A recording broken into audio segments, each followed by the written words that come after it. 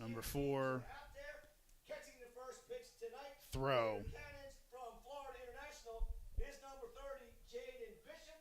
And Sloan, whenever you are ready, you fire away.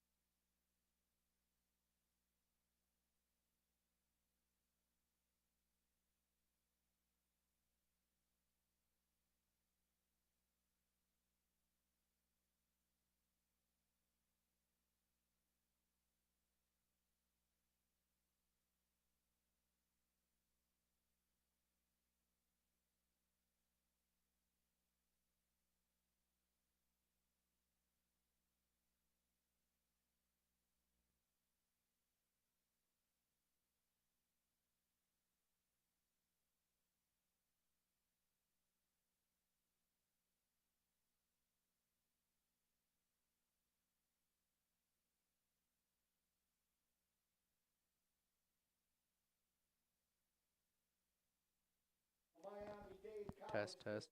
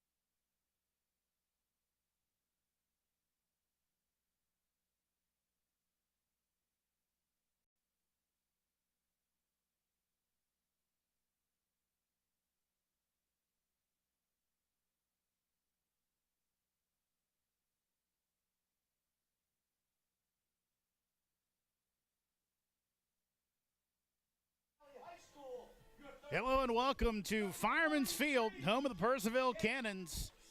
Purceville looking for their second straight win tonight as they welcome in the Front Royal Cardinals.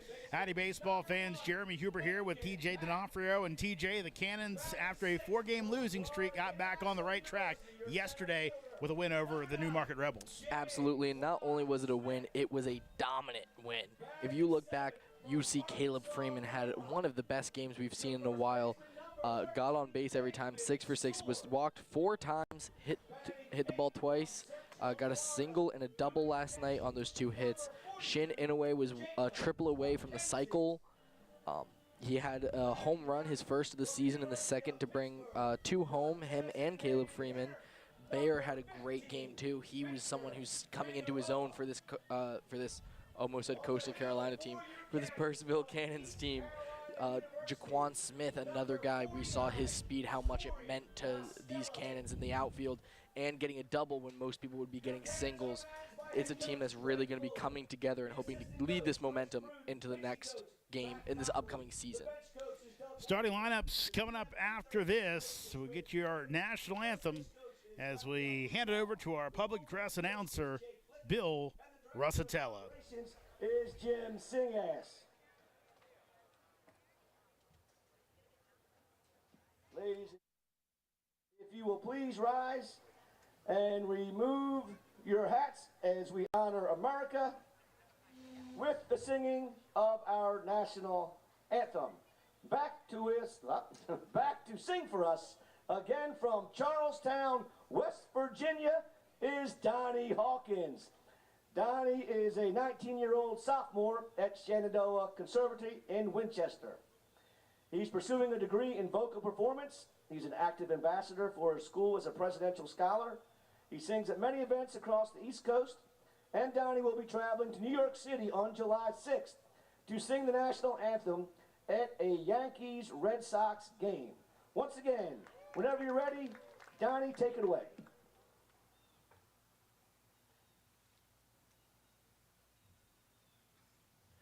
Oh, say, can you see by the dawn's early light what so proudly we'd hailed at the twilight's last gleaming, whose broad stripes and bright stars through the perilous fight o'er the ramparts we'd watched were so gallantly streaming, and the rocket's red glare, the bombs bursting in air, gave proof through the night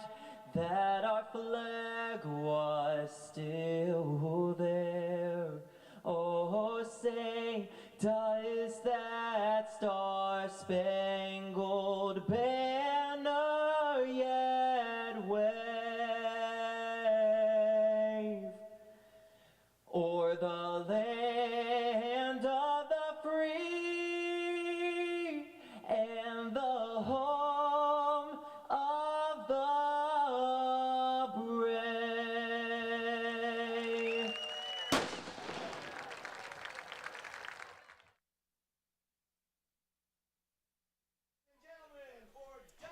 Time to start things off. Cannons looking for a winning streak after a win last night. Front Royal winner as well over Winchester. So we'll see who can come away with another win on the board. Cannons and Cardinals coming up with your starting lineups. My partner, TJ D'Onofrio. Thank you so much, Jeremy, for the Front Royal Cardinals, the batting order. Number 29, Andrew Ruggieri. Next, number 12, the right fielder, Brady Papel. Jimmy King, number 7. After that, the DH, number 35, Kyle Kohler. Number 26, Ruben Livingston. After that, batting right after Livingston, we got number 18, the third baseman, Nick Mullen. After that, the catcher, number 16, Cameron Murray. Batting 8th, Elijah Grant, the center fielder, number 28. And last but not least, number 9, Thomas White, the second baseman. And for your Purcellville Cannons, defensively, Bear Madliak is left fielder, Jaquan Smith at center field, Caleb Freeman at right field, Jake Slade at third, Shin Inouye at shortstop, Lincoln Pack at second, David Sorg at first, Jacob McKenzie as our catcher, and Corey Costello as the starting pitcher for your Cannons tonight. Thank you, TJ. Corey Costello, another local product, last of ECU, East Carolina, but in the transfer portal from Leesburg, Virginia, just down the road, and Loudoun County High School, my alma mater, as he made 8 appearances for the Pirates this year, a Pirate team that went into the NCAA tournament. 3 starts, 8 innings pitched, 13.50 ERA, 0-1 record, 13 walks, 9 strikeouts, opponents hitting .306 against him. Again, Costello making his debut in the Valley League after 1 year of college baseball, looking for his new spot out of the transfer portal. So Costello, we'll see, as TJ told you, Ruggieri, Popple, and King on a Fireman's field that I assume he has been on before. We always have to make that assumption, TJ, as it used to be the Loudoun Valley High School field for a long time, as he pulls that one and now kicks at the dirt. As we've seen over the last couple of games, guys have had issues with the hole for the landing foot. Here comes the 1-0, and that's going to miss high and inside, and Costello 2 wild pitches early on as he is down 2-0 in the count. Here's the pitch. That will miss inside, and now a 3-0 count coming up, and Costello about to make an inauspicious debut, as he has not been close his first 3 pitches, but that one's down the heart of the plate for strike 1.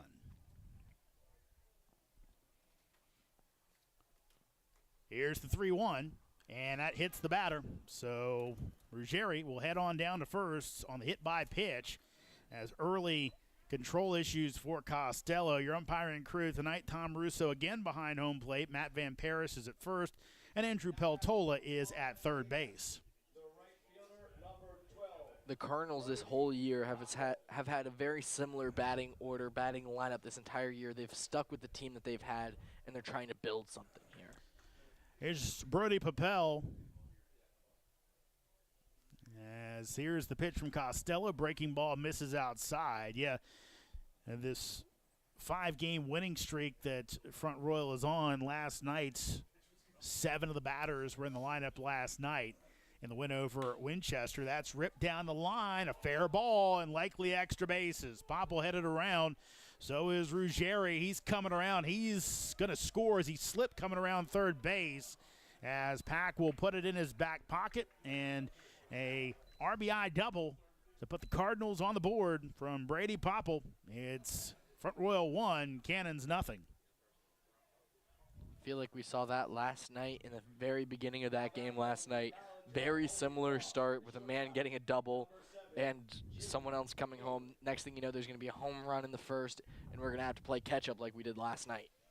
That the Cannons did, but they came roaring back for the 10-5 win, but maybe a different animal tonight against the red-hot Cardinals. That's on the inside corner for a strike. This 5-game winning streak for Front Royal, a win over the Cannons, a 9-8 win where the Cannons really kind of kicked the ball all over the yard but still had a chance to win it as Front Royal walked it off in the 9th, and a pair of wins over the Woodstock River Bandits, as well as 2 wins over Winchester's. That's hit out to right field. Coming on is Freeman.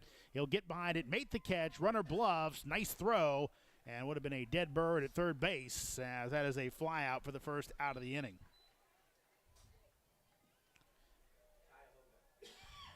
Now batting from Cuyahoga Community College, the designated hitter number 35, Kyle Kohler. Here's Kyle Kohler. Kohler, the DH tonight, 1 for 2 last night with an RBI, also and a walk and a strikeout. Swinging from the right-hand side of the plate. Runner goes, and now we'll head on back as McKenzie did not snap the throw off. Got a big lead and looked like he was going to try and steal the bag, but Popple goes back into second base. Kohler leading The Royals in batting average, only a 3-game sample at .429. Here's the 0-1. That's low. Count even up at 1. Cardinals, good team so far, 7-10 on the season. Like we said, 5-game winning streak. These past 5 games have been electric for them. Yeah, they got off to a really tough start. Cannons routed them the first 2 times they played them. 1-1 pitch. That'll miss high and away. Count to 2-1, but again, Front Royal coming back, and that win over the Cannons on Sunday, I believe it was the second win in this 5-game winning streak, and has got them back close to 500. Again, we talked about it previous games. Only 3 teams per division make the Valley League playoffs this year. Here's your 2-1. That's hit out to right center field. Could be trouble in the short porch. And that one is over the wall for a home run as Kyle Kohler takes Costello deep for a 2-run shot. And the Cardinals have put a 3 spot up on the board. It's now Front Royal 3, Cannons nothing here in the top of the first inning. Like I said, Jeremy, deja vu. And if you're going to hit one, that's the place to do it. Only 340 to the power alley in right center field as opposed to 388 out to left center. Here's Ruben Livingston. And the pitch from Costello on the inside corner for a strike. You almost have to kind of pitch guys with power opposite here. Try to bust them in and hope they don't yank it down the line. 0-1, that is going to hit him. And that is the second hit by pitch of the inning by Costello.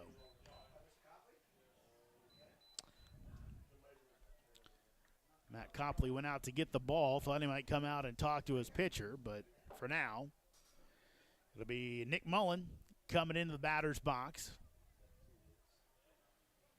And Costello obviously with some nice credentials as he delivers. That's hit the other way. Freeman heading over, and he will make the diving catch. What a play by Freeman as Caleb able to lay out and grab it for the second out of the inning. Another ball that could have been extra bases, instead robbed by Caleb Freeman. A hustle player and a hustle mentality. That's who Caleb Freeman is. He brought it at Auburn this past season, and he's bringing it to the Cannons game in and game out, being a leader on and off the field.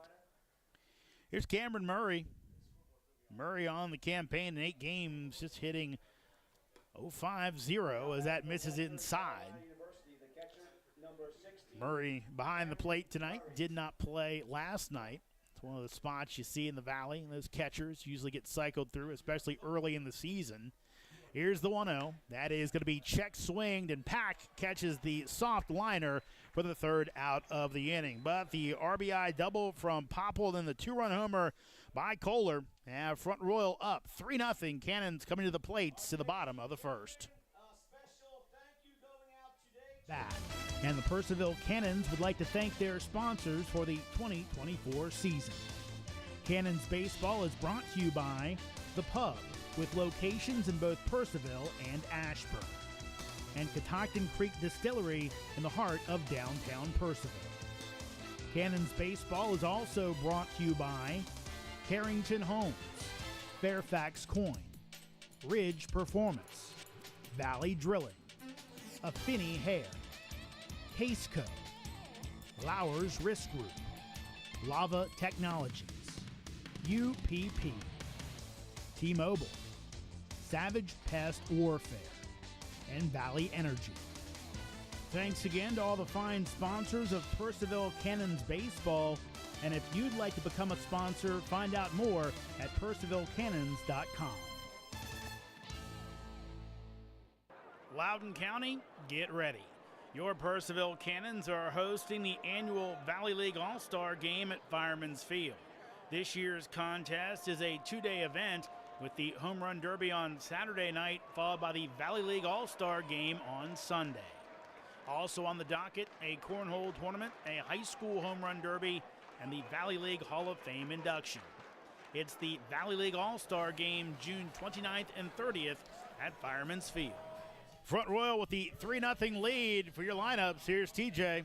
The batting order for your Purceville Cannons: Caleb Freeman, 99, the right fielder, who had a great first inning. Batting first, Shin Inouye, the shortstop, number 11. Batting next, Bear Madliak, the left fielder. Batting third, Jake Slade, number 43, the hometown kid, third baseman. Batting fourth, Lincoln Pack, the second baseman, number 1. Batting fifth, Jaquan Smith, the center fielder, number 9. Then David Sorg, number 13, playing first base tonight. Jacob McKenzie behind the plate as catcher, batting 8th, number 42 he is. And Victor Figueroa is our DH, number 15. And for the defensive lineup for the Cardinals, Andrew Ruggieri at left field, Elijah Grant at center field, Brady Popple at right field, Nick Mullen at third, Jimmy King at short, Thomas White at second, Ruben Livingston at first, Peyton Barton pitching, and Cameron Murray as the catcher. Thank you, TJ. And here comes Caleb Freeman after a heck of a catch to likely maybe not save a run, but to go ahead and keep extra bases off the board once again. He will face Peyton Barton. Here's the pitch, and that'll be on the inside corner for a strike.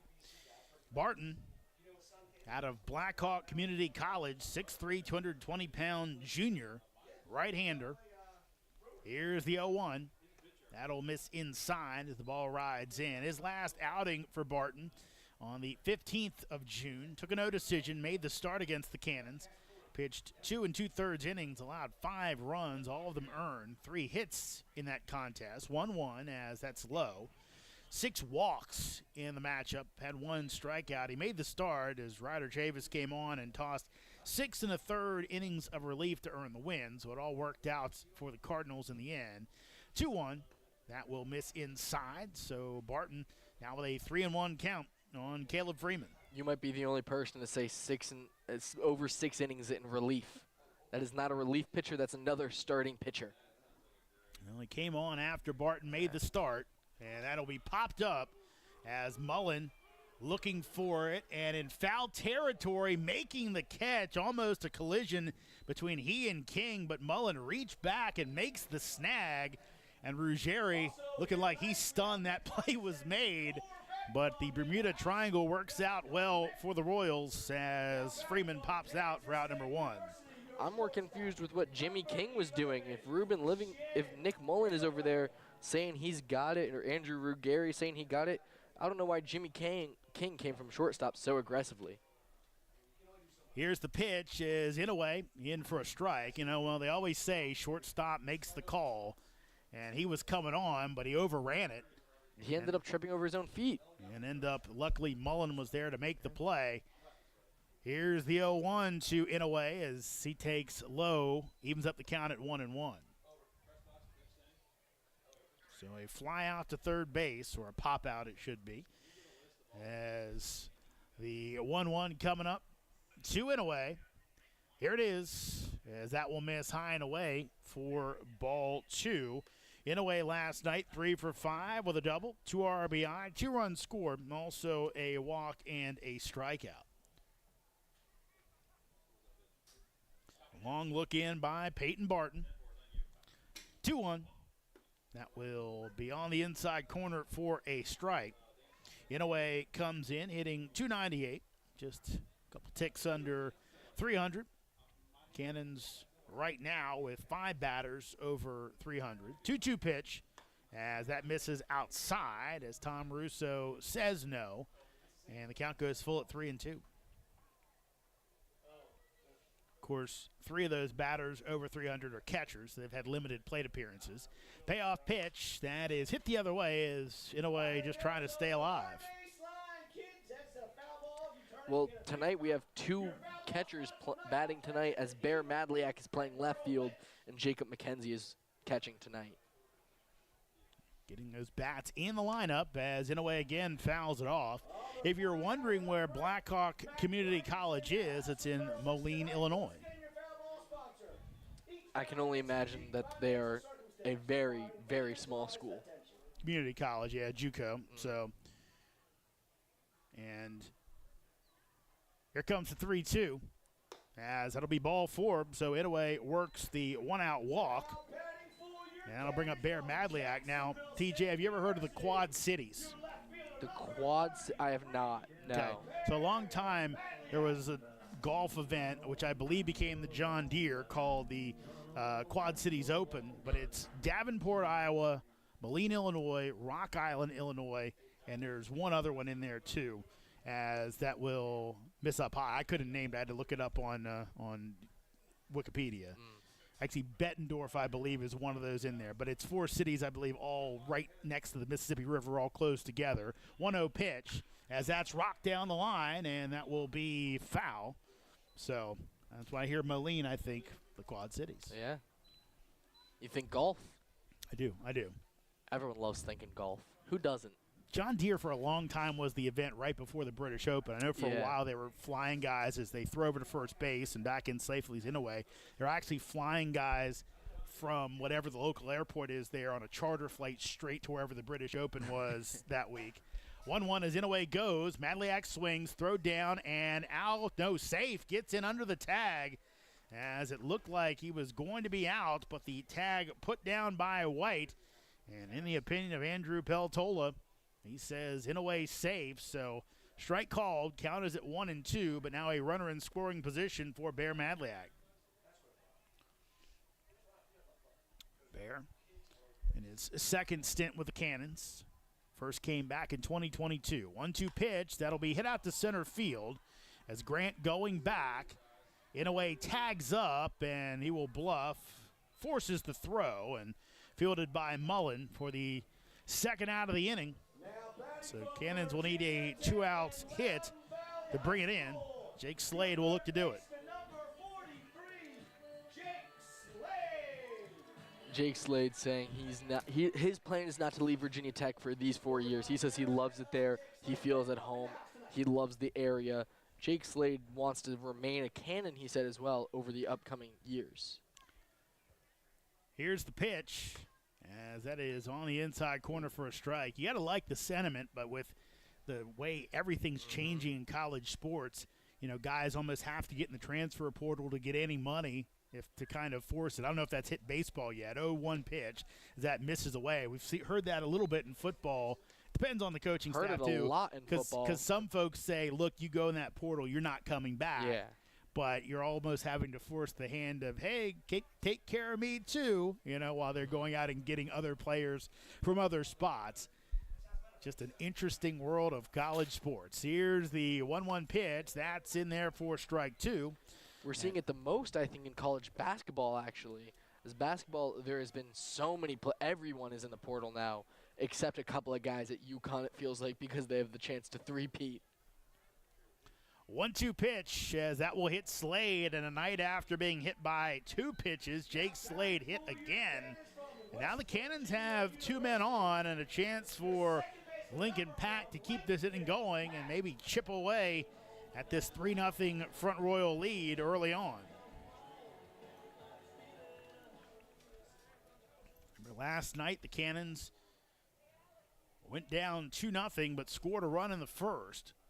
Here's the pitch as Pack hits it out to right center field, but going to stay in the ballpark as Popple makes the catch about 10 feet in front of the fence for the 3rd out of the inning. Cannon strand 2. We played 1 here at Fireman's Field. Front Royal 3, Purceville 0. Valley League Baseball is back, and the Purceville Cannons would like to thank their sponsors for the 2024 season. Cannons Baseball is brought to you by The Pub, with locations in both Purceville and Ashburn, and Catoctin Creek Distillery in the heart of downtown Purceville. Cannons Baseball is also brought to you by Carrington Homes, Fairfax Coin, Ridge Performance, Valley Drilling, Affinity Hair, Caseco, Lowers Risk Group, Lava Technologies, UPP, T-Mobile, Savage Pest Warfare, and Valley Energy.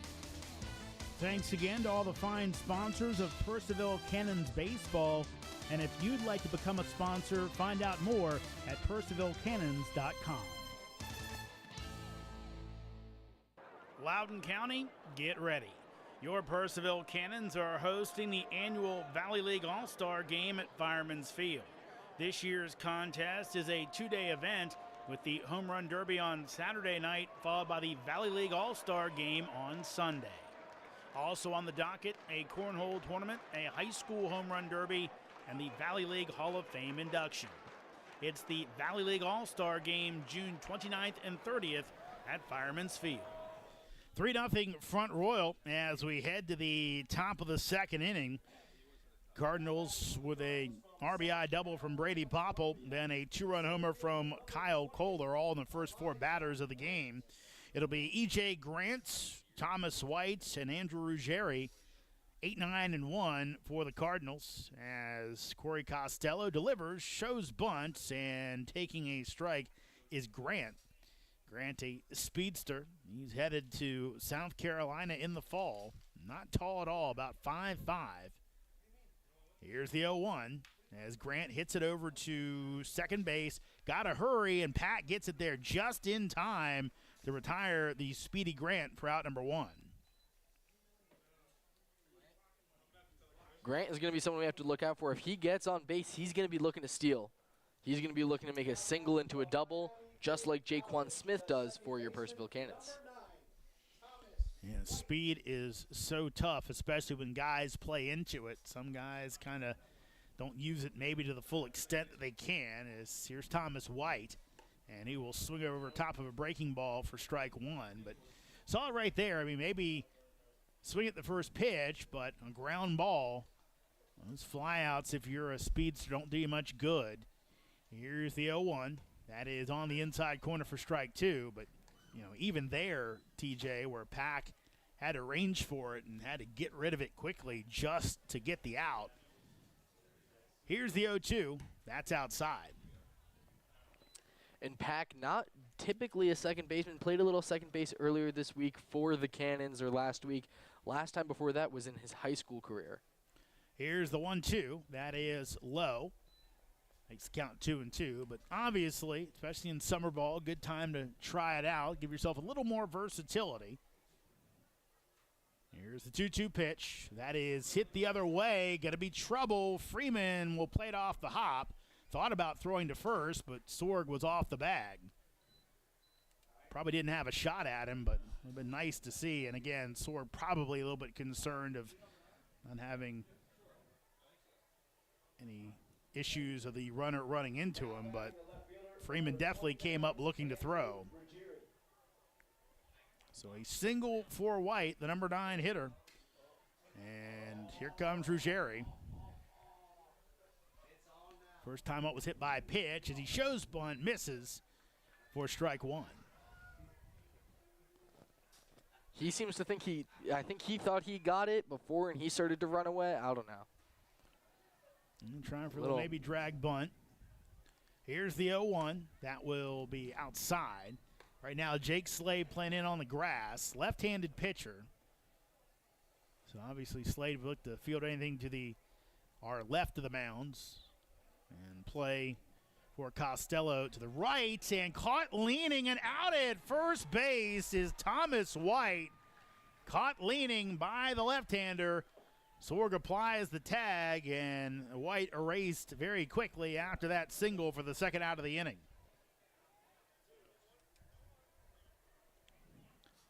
Always trouble against those left-handers. Here's the 1-1 pitch as that misses inside. Might get a look at the move from up here, but depends on how that umpire is calling it. Those lefties get away with a little bit when they're throwing over. So you have to step directly to the base, but don't always see that. Breaking ball will be in there, even though McKenzie doesn't catch it cleanly, and the count goes to 2-2. Guy famous for that, of course, Andy Pettit. Looked like he was stepping into the dugout most of the time, not actually at the bag. And one of the best pickoff men in baseball history. Here's the 2-2, and that is pulled by Costello, ends up at the backstop. You ever heard of Tippy Martinez, TJ? I have, yeah. And the old Oriole relief pitcher picked off 3 guys in one inning. It's one of the most famous, like, not fairy tales about baseball, but like Payoff pitch that is going to miss for ball 4 as Ruggieri draws the walk. it's one of those that like your dad tells you about. Like, yeah, I remember back in my day watching the Orioles, you know. My grandfather, that is my favorite story from my late grandfather about Tippy Martinez picking off. Of course, the reason they did it was because at the time Joe Altobelli, the manager, had done a bunch of maneuvering, pinch hitting to get the game tied, but then they went to extras as the pitch is in and low to Popple. But he ended up having to play a bunch of guys in different spots and put Len Sakata, who was a middle infielder at catcher and who hadn't played catcher since Little League, and everyone wanted to steal on him, but Martinez took advantage as throw over and able to pick off 3 guys in a row. And then, of course, as baseball seems to be, Len Sakata hit the game-winning home run to end it. So, one of those crazy stories. 1-0 pitch as that'll miss inside for ball 2.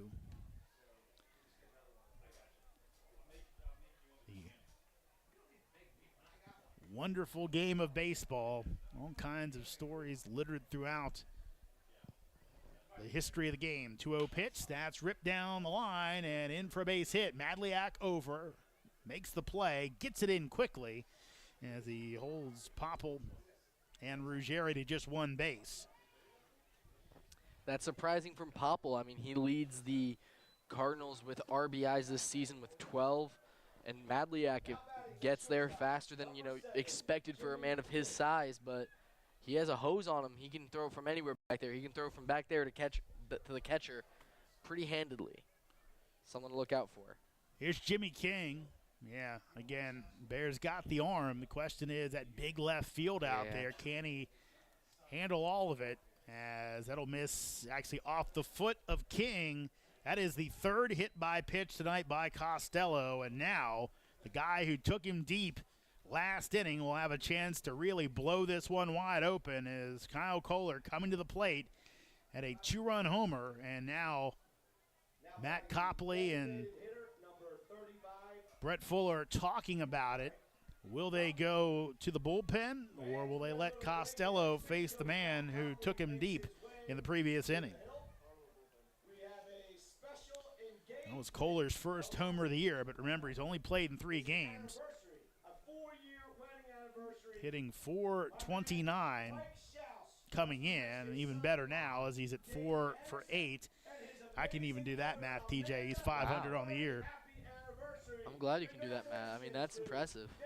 Mental math. Loudoun County education, baby. It's an important thing to learn is that mental math of 4 over 8 might be 50%. That's something I actually had to do a math test on recently for my summer class. What's important right now is finding a way to keep Kyle Kohler in the park. Cannon's already down 3-0 here in the top of the 2nd inning. Here's the pitch from Costello. Misses high and away for ball 1.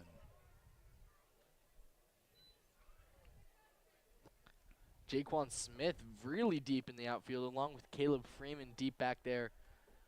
Well, misses outside for ball 2. Well, Bayer tucked a little bit more inside as he doesn't think he's going to pull it to the left. Kohler. 2-0 pitch. That's low. And this might be the last pitch for Costello. We'll see if the green light is on. Likely he'll be taking here from Brian Worth, the head coach. 3-0 pitch. And that is on the outside corner for a strike. Kohler out of Cuyahoga Community College. 6'2", 210-pound junior outfielder. Here's your 3-1. And that will miss outside. So a bases-loaded walk. Another RBI for Kohler. Now a 4-0 lead for Front Royal here in the top of the 2nd inning. And here comes Brett Fuller, and that will likely mean the end of the day for Corey Costello. So another game where the Cannons starting pitching has not gotten out of the 2nd inning. Tough to win ball games like that. Cannons did it yesterday, but Brett Fuller will make the call to the bullpen. We'll tell you who it is in a second. 4-0 lead for the Cardinals over the Cannons here in Purcellville in the top of the 2nd inning. Valley League Baseball is back, and the Purcellville Cannons would like to thank their sponsors for the 2024 season.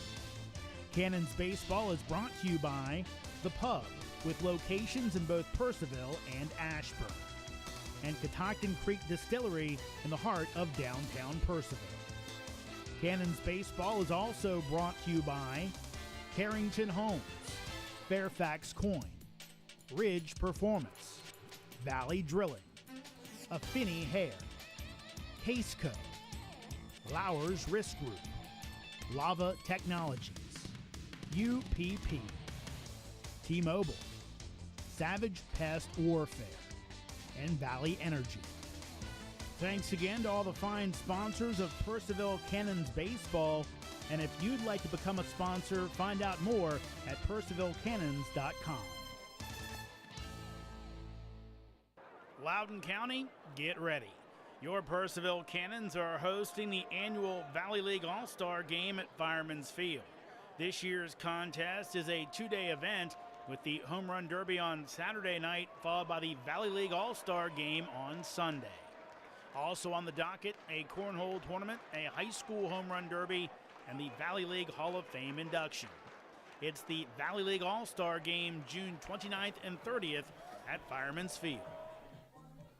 4-0 lead for Front Royal on the Cannons. Here in the top of the second inning, new pitcher is Austin King, the 6'3", 195-pound sophomore righty from Knoxville, Tennessee, and San Jacinto North. 8 appearances for San Jac earlier this year. 2 starts, 14 and a third innings pitched, 10.67 ERA, 1-0 record, 14 walks and 7 strikeouts. Actually, in his second year with the Cannons, as he pitched 19 2/3 innings last year for Purcellville. This season in the Valley, King is pitching to a 0.00 ERA in his 3 outings, all in relief, 2 2/3 innings pitched. As Ruben Livingston at the plate again, still with the bases loaded. That last outing came 2 nights ago against Strasburg. Pitched an inning and now allowed no runs, 2 hits, and struck out 2 in the matchup. King delivers. Breaking ball is going to miss inside for ball 1. A reminder that birthday boy there, Mr. Bowman, has a son, Caleb, playing in Double-A baseball right now for the Brewers.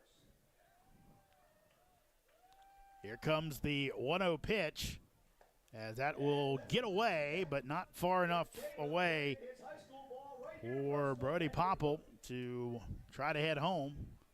Count goes to 1-1. Livingston last time up was hit by a pitch. Costello had 3 hit by pitches in just an inning and a little bit of change. Here's your 1-1. That is going to be off the end of the bats, and it will roll foul and stay foul. Thought for a second it might catch the outside lip of the runner's lane, but did not and kept on rolling. Would have been nice if it did. Jacob McKenzie was all over it, chasing right there. He was waiting to see if it rolled back in to just toss it over to first. And Livingston didn't really run, so. But right now, Austin King has a chance to end this thing with no further damage. Here comes his 1-2, and that is low and smothered by McKenzie. Count goes to 2-2.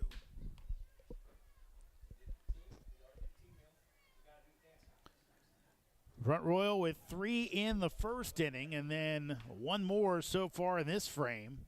4-0 lead. Here's your 2-2, and that is ripped down the line. Foul, almost took out third base coach and manager Brian Worth.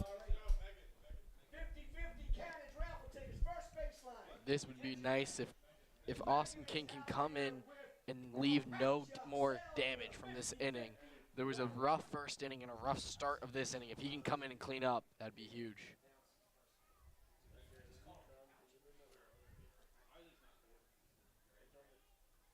Here's your 2-2, and that is popped up, but will get out of play. And over top of the grandstands. Yeah, yesterday, of course, Aiden Adams, phenomenal. Amazing. As he came on in relief, got the win, as he ended up working 5 innings. Had a dog bone last night. That's how good he played. On the Cannon Awards, post-game awards. Here's the 2-2, and that is low, and now King will see all the Front Royal runners off on the pitch, and if Livingston hits a gap, good chance Cardinals will bring in all three. Payoff pitch, and that will hit. They're going to say it's off of him or off the end of the bat. Once again, 50-50 raffle tickets. And From Queen's University. looks like going to say off the end of the bat, so the Cannons catch a huge break Oh, my goodness. as Livingston getting out of the way of it and hit the knob of the bat. So let's see if Austin King can take advantage of this second chance. Missing so high and inside. Again, the 3-2, and that'll be hit out to second base. Pack will shovel it over to second, and in a way, able to kick the bag coming across for the third out of the inning. Cardinals get one, but they strand three. We head to the bottom of the second. Front Royal up on Purcellville 4-0 here at Firemans Field. Valley League Baseball is back, and the Purceville Cannons would like to thank their sponsors for the 2024 season. Cannons Baseball is brought to you by The Pub, with locations in both Purceville and Ashburn, and Catoctin Creek Distillery in the heart of downtown Purceville. Cannons Baseball is also brought to you by Carrington Homes, Fairfax Coin, Ridge Performance, Valley Drilling, Affinity Hair, Caseco, Lowers Risk Group, Lava Technologies, UPP, T-Mobile, Savage Pest Warfare, and Valley Energy. Thanks again to all the fine sponsors of Purceville Cannons Baseball, and if you'd like to become a sponsor, find out more at purcevillecannons.com. Loudoun County, get ready. Your Purceville Cannons are hosting the annual Valley League All-Star Game at Firemans Field. This year's contest is a two-day event with the Home Run Derby on Saturday night, followed by the Valley League All-Star Game on Sunday. Also on the docket, a cornhole tournament, a high school home run derby, and the Valley League Hall of Fame induction.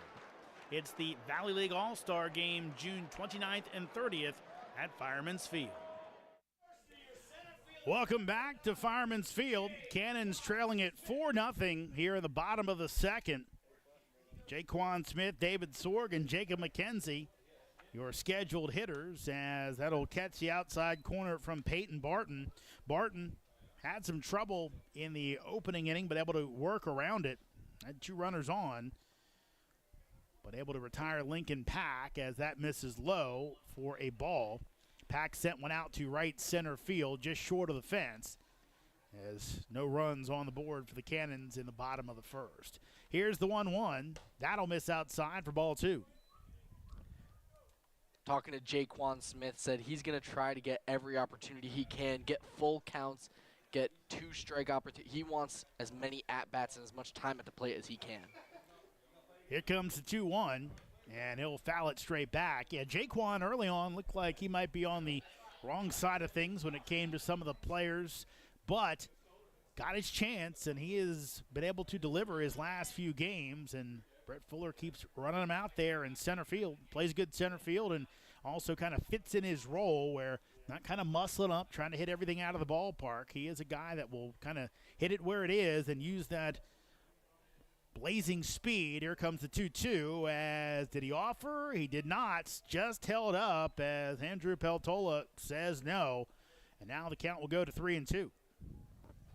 Jaquan Smith, one of those five players who is batting over 300. He's batting .333 on the campaign.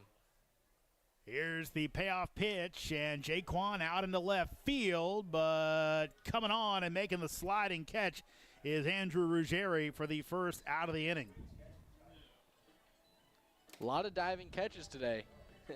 We saw Freeman have his. We saw a nice barely getting by over with Nick Mullen when Jimmy King fell, and there a diving catch by Andrew Ruggieri. Here's David Sorg. Sorg didn't play last night So back in the lineup tonight, playing at first base, as that'll miss inside for a ball. Jackson Michaels got the start at first base. Cannon's got to have the biggest first base duo in the league, as that'll be hit the other way and foul. You look at it as Sorg 6'6", Michaels 6'9". You got a basketball team going there, TJ. Every time earlier today, actually, Michaels and I were throwing the football. 1-1 pitch that is swung over top of, and I was like throwing it to him, and I had to realize how high I had to arc it just to get over to his hands. And when I was throwing like more of a bullet, it was just down by his feet, and he had to like dive down to get it. 1-2, as that's ripped but foul as everyone scatters. And a few Cannons personnel down there. Chris Pruden coaching first base, team photographer, as well as Matt Copley. Here comes the 1-2. Here it is. That is fouled off, so Sorg stays alive. This is something Sorg does really well, is he stays alive. When he knows that there's a strike coming or he sees the strike coming, he's good at saving his at-bat by even just fouling it off by tipping it like that. Sorg comes in hitting 250. 1-2. That'll miss inside, so count goes 2-2. Want to make sure I go back and say Angie Cable Johnson. I forgot her name for a second, so it happens. I'm old. 2-2 coming up. Here it is.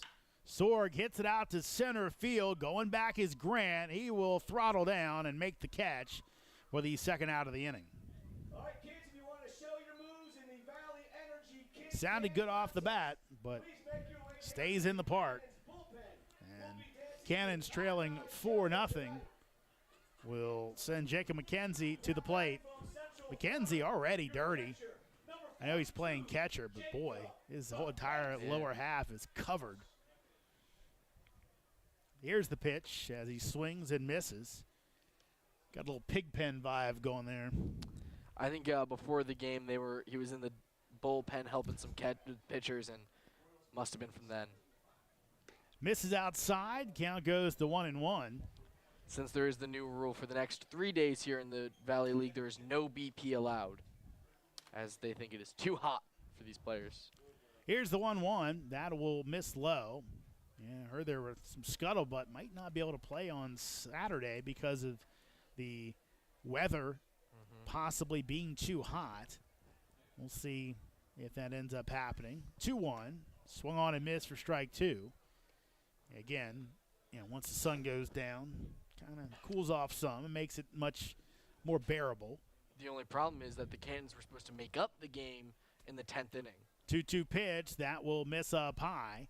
So count goes to 3-2. Now, the one good thing is, as we've kind of referred to before, because of only divisional play this year, you still have more chances later in the season to make games up. But, again, July normally hotter than June. Payoff pitch will miss in the dirt outside for ball four. So McKenzie works the walk, and that'll bring up Victor Figueroa, the DH, batting ninth tonight.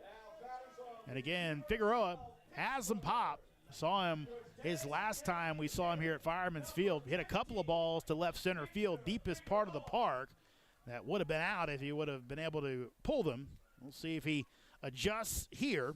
More front row gives him a pitch to hit, as that'll miss outside for ball one.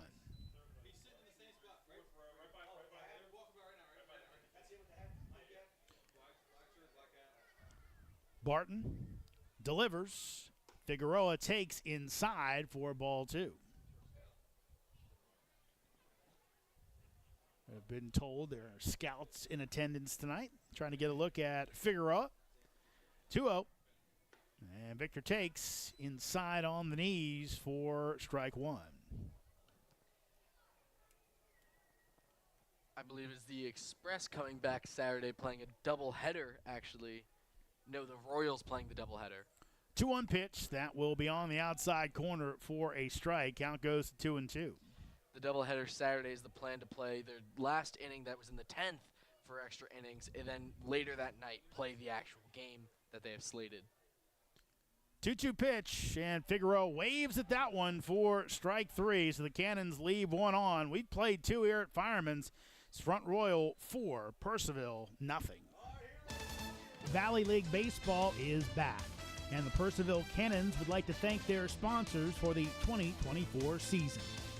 Cannons Baseball is brought to you by The Pub, with locations in both Purceville and Ashburn, and Catoctin Creek Distillery in the heart of downtown Purceville.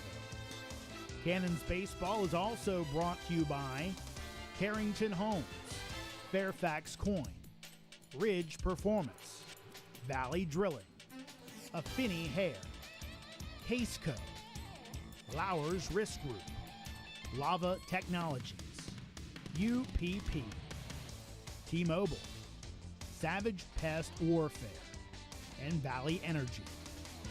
Thanks again to all the fine sponsors of Purceville Cannons Baseball, and if you'd like to become a sponsor, find out more at purcevillecannons.com. Loudoun County, get ready. Your Purceville Cannons are hosting the annual Valley League All-Star Game at Firemans Field.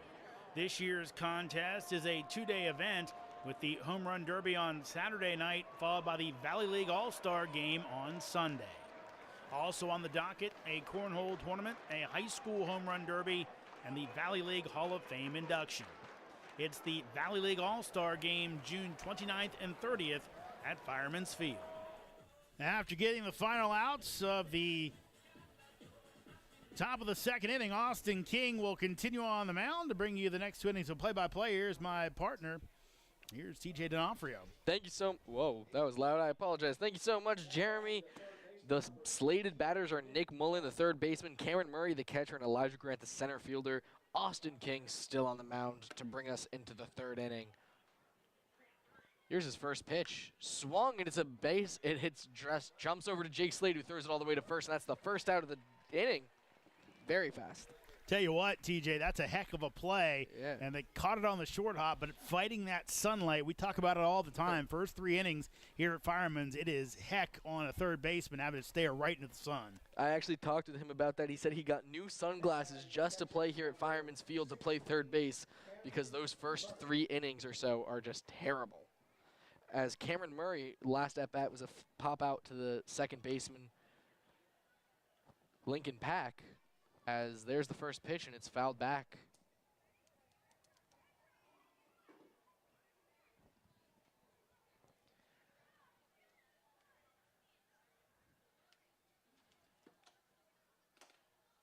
King delivers just up and high, ball 1.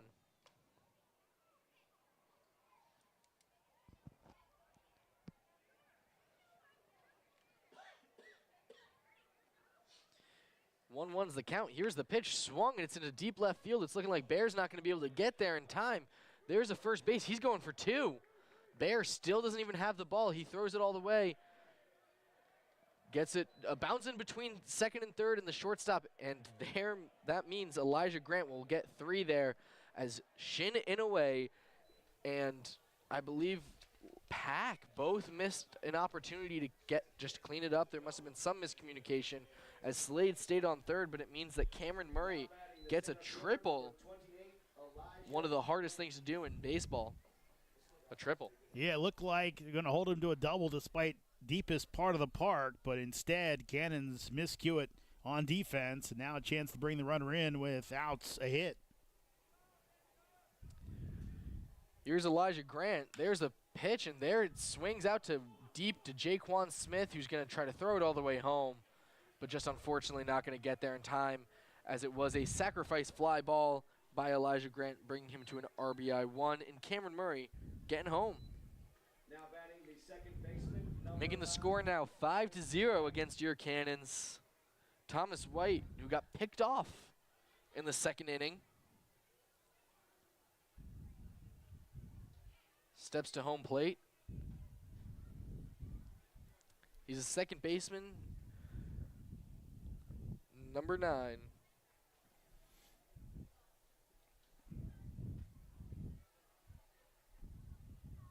There's the first pitch. Inside, ball 1. And White out of Miami-Dade Community College. One of those really solid JUCOs down in the Sunshine State. Here's the next pitch. On the outside corner, strike one. Also from Virginia Beach. He's obviously someone who loves the beach. From Virginia Beach and goes to Miami-Dade Community College. 1-1's the count. Here's the pitch. Just above the strike zone. That's ball two. Who knows? Maybe he transfers to Coastal. We're looking for a new second baseman as ours just graduated. I'm always looking out to scout for Coastal Carolina's baseball team. As 2-1's the count. Here's the pitch by King. Way up high. 3-1. Is that an NCAA violation? I don't think I'm associated with Coastal Carolina's baseball team in an official way. That's good. Yeah. I've called a couple of games, but that's through Chanticleer Sportsnet. It's a whole different subsidy. As here's the pitch, way up high, lets Thomas White walk to first, meaning he's getting back to first, and he's not going to be picked off, I assume, this time, because I have a feeling he'll be a little bit more careful. You would think, especially with a right-handed pitcher on the hill, not as tough, but still, absolutely, always a possibility. As Andrew Ruggieri steps into the batter's box, so far he's been hit by a pitch and walked, got home both times. As here's the first pitch from King, outside, ball one.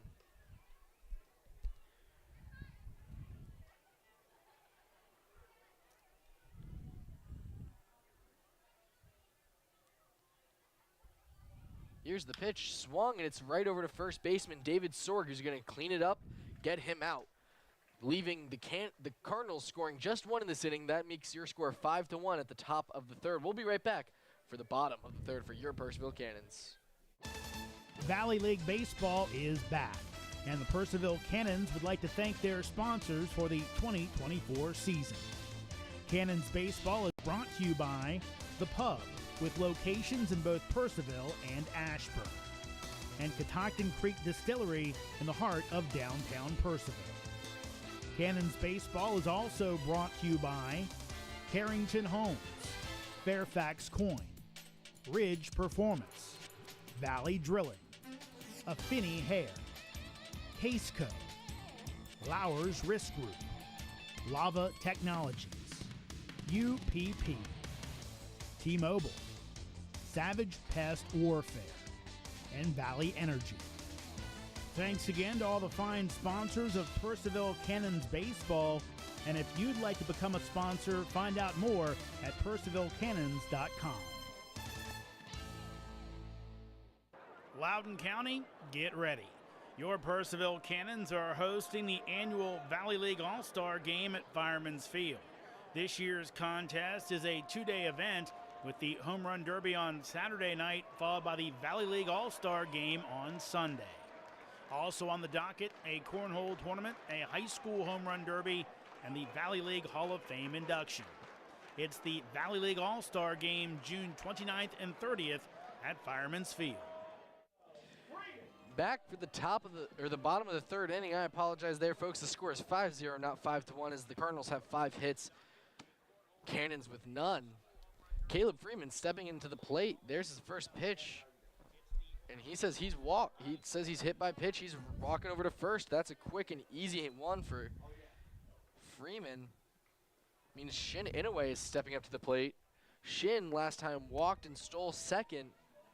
Just barely gets there last time.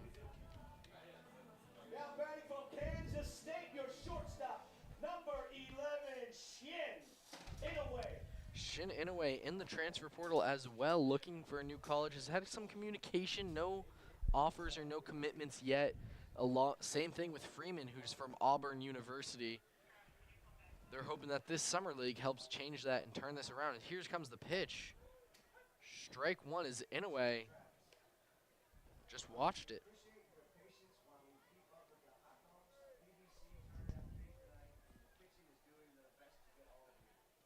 Here's the next pitch. Freeman stealing to second.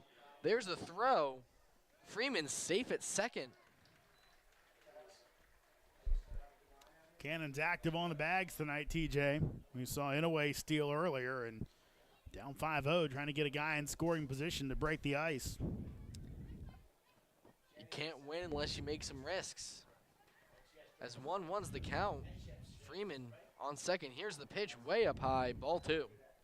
You're right now down 5-0 with Barton kind of showing he's been wild this year. Cannon's got to be a little bit choosy. Here's the pitch, swung and it's missed. 2-2's the count. Barton with only one time pitching with more than 2.31 innings, pitched 3 innings against the Cannons earlier this year. Looks like he might do it again as 2-2's the count. Shin, here's delivers, outside, full count now for Shin Inoue. A patient batter.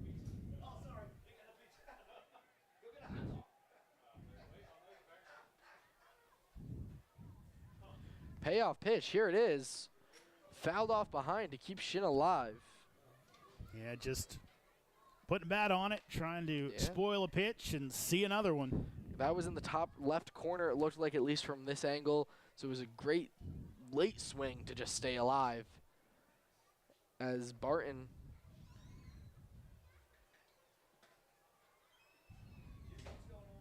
delivers, swung, it's looking like it's going to be a foul ball into the opposing stands. Almost hits a group of girls in the back left corner, but luckily everyone is safe back there. And we're going to do a payoff pitch for the 3rd time. You got to like, in a way, the fact that he is always ready, kind of playing defensive hitter with 2 strikes. Saw the Cannons take a lot of 3rd strikes last night. And here's the pitch, swung, and it's another foul ball into the deep left field. Last night, actually, only 4 strikeouts for the Cannon. Cannons only got struck out, I believe, 4 to 5 times. The time before that, there was 15 strikeouts against the Cannons, and Ridge Fuller made it clear that that was unacceptable, along with head coach Fuller also made it clear that that is an unacceptable thing to happen, and that they really capitalized on their opportunities last night. Payoff pitch, here it is. Freeman running, looking like it's into deep right field. It could be gone, and it is. The short porch to bring home Freeman. And Inoue with his 2nd home run, 2 nights in a row for Inoue. That short porch, TJ, Inoue starting to take advantage of it. He fouled a couple pitches off, finally got one in, able to turn on it and get it out of here to get the Cannons a little bit of an icebreaker and back into this ball game. Absolutely needed from Shin Inoue there. Shin actually has 2 more home runs that did not count because they were in games that have been postponed and canceled. So Shin making up for it by hitting a home run back-to-back nights. And now up is Bear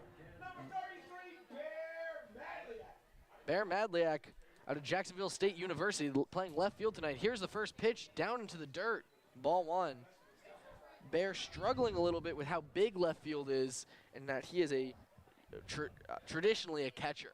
So he's struggling a little bit with the speed out there, but he's going to make up for it with his at-bats. And here's the next pitch, way outside, ball 2. Yeah, honestly, I didn't play that bad, and the one that hit probably even a faster outfielder doesn't get there, but it is a tough assignment in this cavernous left field here at Firemans. And here's the next pitch. Bear swings and he misses. 2-1's the count, and it really is. I mean, left field is just gigantic out there. You need someone that's familiar with how big it is almost out there, who's been practicing, and that's something that you can't do without BP. As here's the pitch, Bear swings, foul ball behind, 2-2's the count. Yeah, it's almost like you're better off if you have a second center field type out and left just because of the ground they have to cover. Absolutely.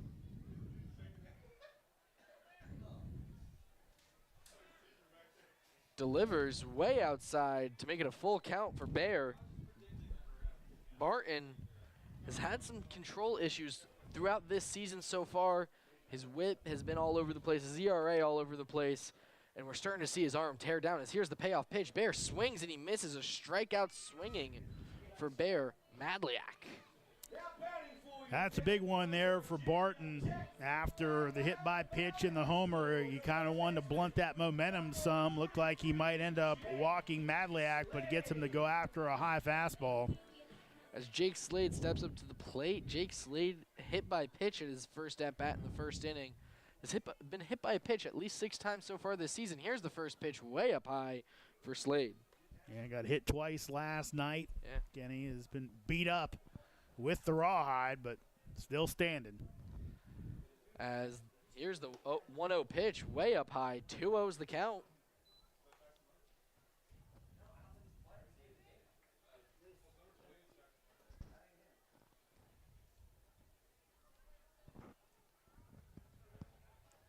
Two-one pitch. Here it is, way outside for 3-0.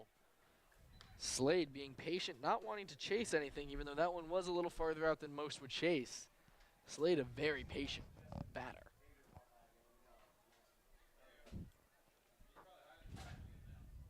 3-0 is the count. Here's the pitch. Slade swings. It's looking like it's going to be a fly ball over to the shortstop. Jimmy King calls for it and gets it to make the second out this inning. Lincoln Peck steps up to the plate. His last at-bat was in the first inning into a deep ball into right field that Brody Papel took care of. Pack last night, not a single time did he get on base. Let's see if he can change that today. 0-0 is the count. 1-0 is the count now, as that was way out to the left.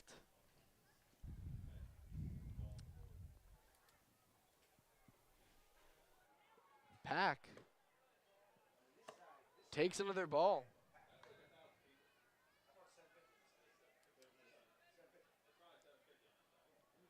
Two-0 count.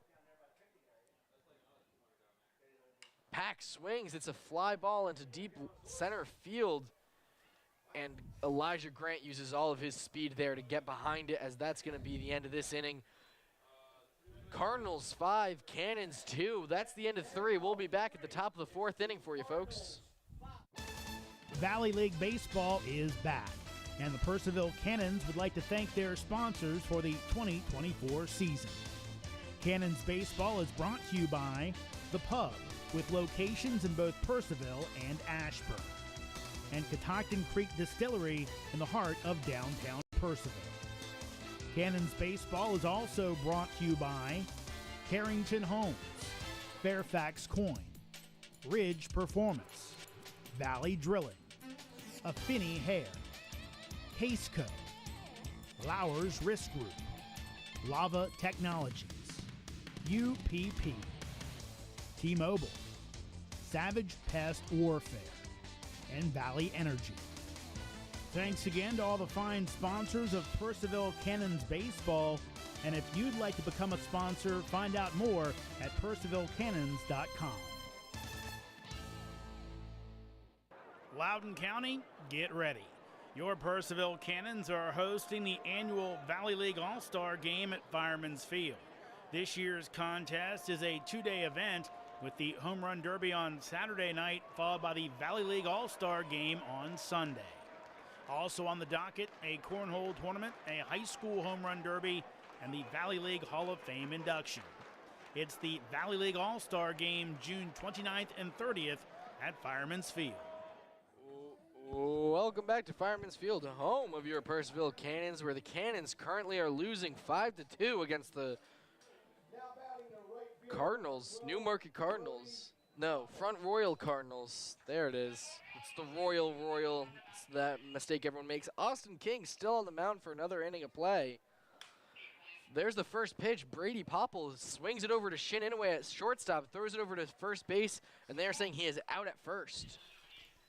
Shin hung back, thought it might be a problem, but he knew just how much time he had, able to throw out Popple for out number 1. Jimmy King steps up to the plate. After that, Kyle Kohler is the slated batter.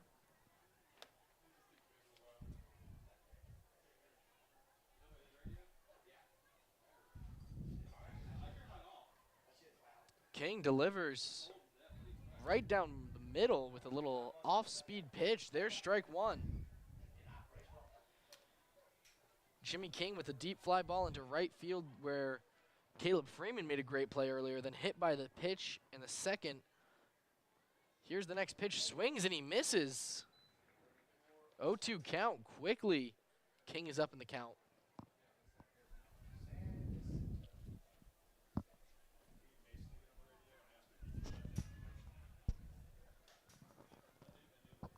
As here's the pitch that could end it all, and it is. He strikes out swinging. That's 2 men up, 2 outs so far for Austin King this inning.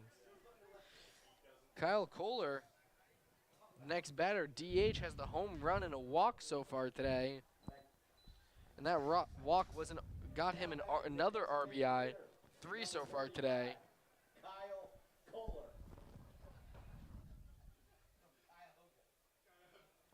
Here's the pitch. Down Broadway for strike 1. You got to wonder if King gets a little second win with the Cannons putting some runs up on the board in the previous frame.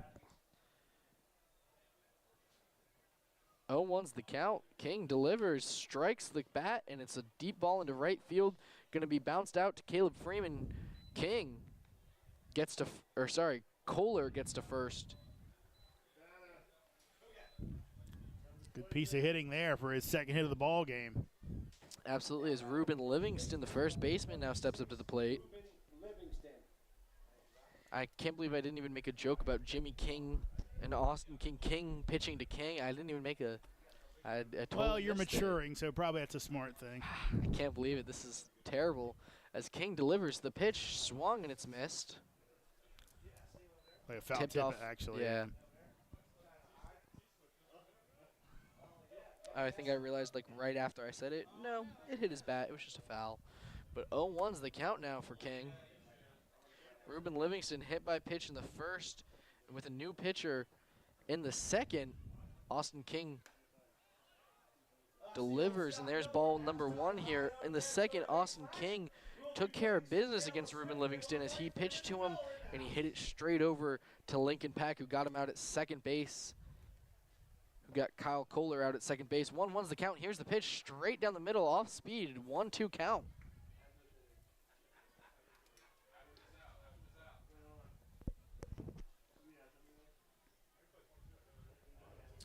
Two outs on this inning. Kohler at first. Here's the pitch. Way outside. 2-2's the count. Trying to get him to chase that breaking ball.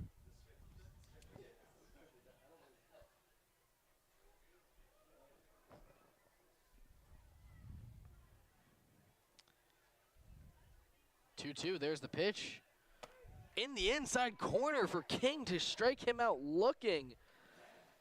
Cardinals 5, Cannons 2. We'll be back at for the bottom of the 4th inning, folks. Valley League Baseball is back, and the Purcellville Cannons would like to thank their sponsors for the 2024 season. Cannons Baseball is brought to you by The Pub, with locations in both Purcellville and Ashburn, and Catoctin Creek Distillery in the heart of downtown Purcellville. Cannons Baseball is also brought to you by Carrington Homes, Fairfax Coin, Ridge Performance, Valley Drilling, Affinity Hair, Caseco, Lowers Risk Group, Lava Technologies, UPP, T-Mobile, Savage Pest Warfare, and Valley Energy. Thanks again to all the fine sponsors of Purcellville Cannons Baseball, and if you'd like to become a sponsor, find out more at purcellvillecannons.com. Loudoun County, get ready. Your Purcellville Cannons are hosting the annual Valley League All-Star Game at Firemans Field. This year's contest is a 2-day event with the Home Run Derby on Saturday night, followed by the Valley League All-Star Game on Sunday. Also on the docket, a cornhole tournament, a high school home run derby, and the Valley League Hall of Fame induction. It's the Valley League All-Star Game June 29th and 30th at Firemans Field. Welcome back to Fireman's Field, folks. Home of your Purcellville Cannons. Cannons trailing 5-2 against the Front Royal Cardinals. There it is. As Barton steps up for another inning of pitching, and he pitches to Jaquan Smith for his first pitch, was a ball. Your slated batters for the Purcellville Cannons will be Jaquan Smith, David Sorg, and Jacob McKenzie. As 0-1's the count, Jaquan swings, foul out. 1-1 count. Once again tonight, the Evelyn Group, Merrill Lynch Wealth Management.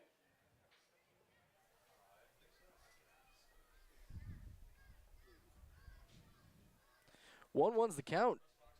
Delivers. Jaquan swings and misses. Good pitch there as Smith kind of off balance and nodded his head almost knowingly, kind of giving Barton props for fooling him on that one. 1-2 count. Barton delivers low, 2-2.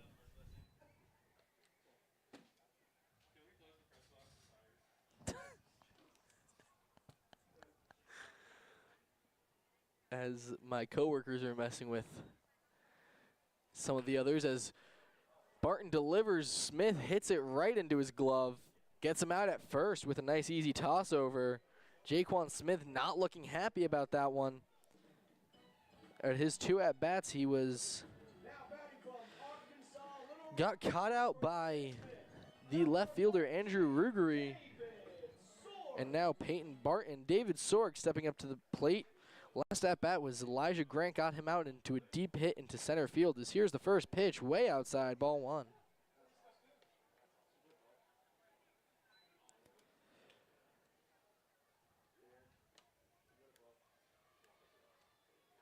One-0 count inside, hits David Sorg as he just takes it and walks all over to first.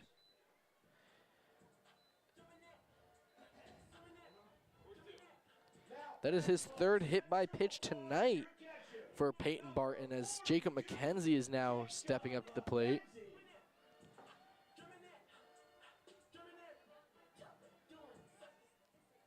Peyton Barton, this is the longest game he's pitched so far this season, as he delivers low and into the dirt.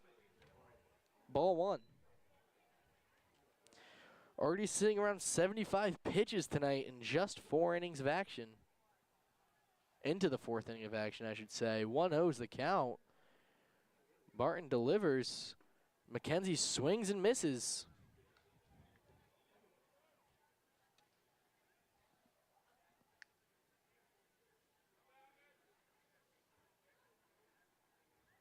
One count, delivers. McKenzie swings, foul ball back to make it 1-2.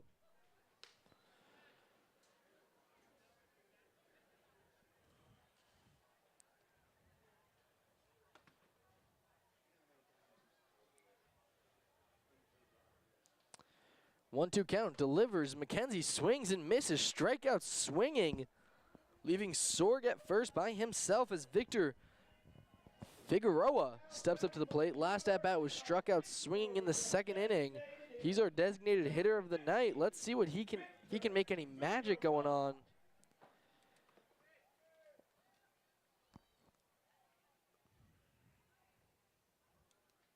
Here's the pitch. Strike 1 into the bottom corner there against Figueroa.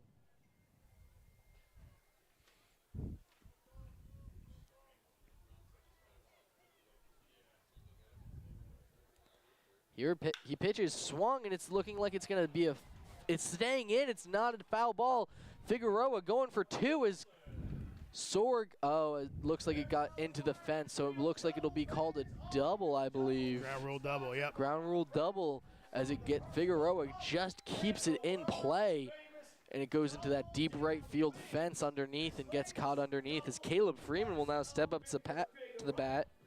Yeah, I think it ticked off Livingston's glove as he tried to make the diving stop, but a good job by Figueroa, especially as strong and powerful as he is. Anything inside, try and turn on it. He did there, and now chance for Caleb Freeman to get the Cannons right back in this game with a single. Absolutely, as Freeman in his first at-bat, delivers. Freeman takes a ball. First at-bat was Nick Mullen making a great save on a foul ball, and his second one was a hit by pitch. It was brought home by Shin Inoue with his home run in the 3rd.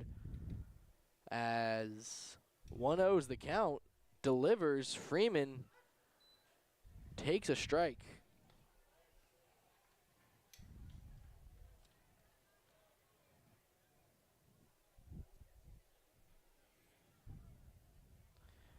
Freeman, 1-1 count, takes ball 2.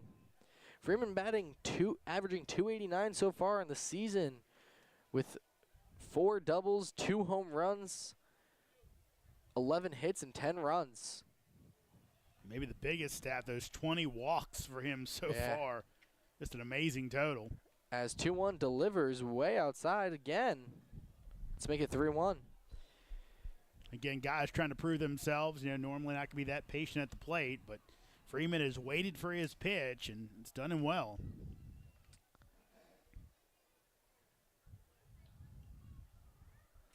Only 5 strikeouts so far for the campaign for him. 3-1 delivers.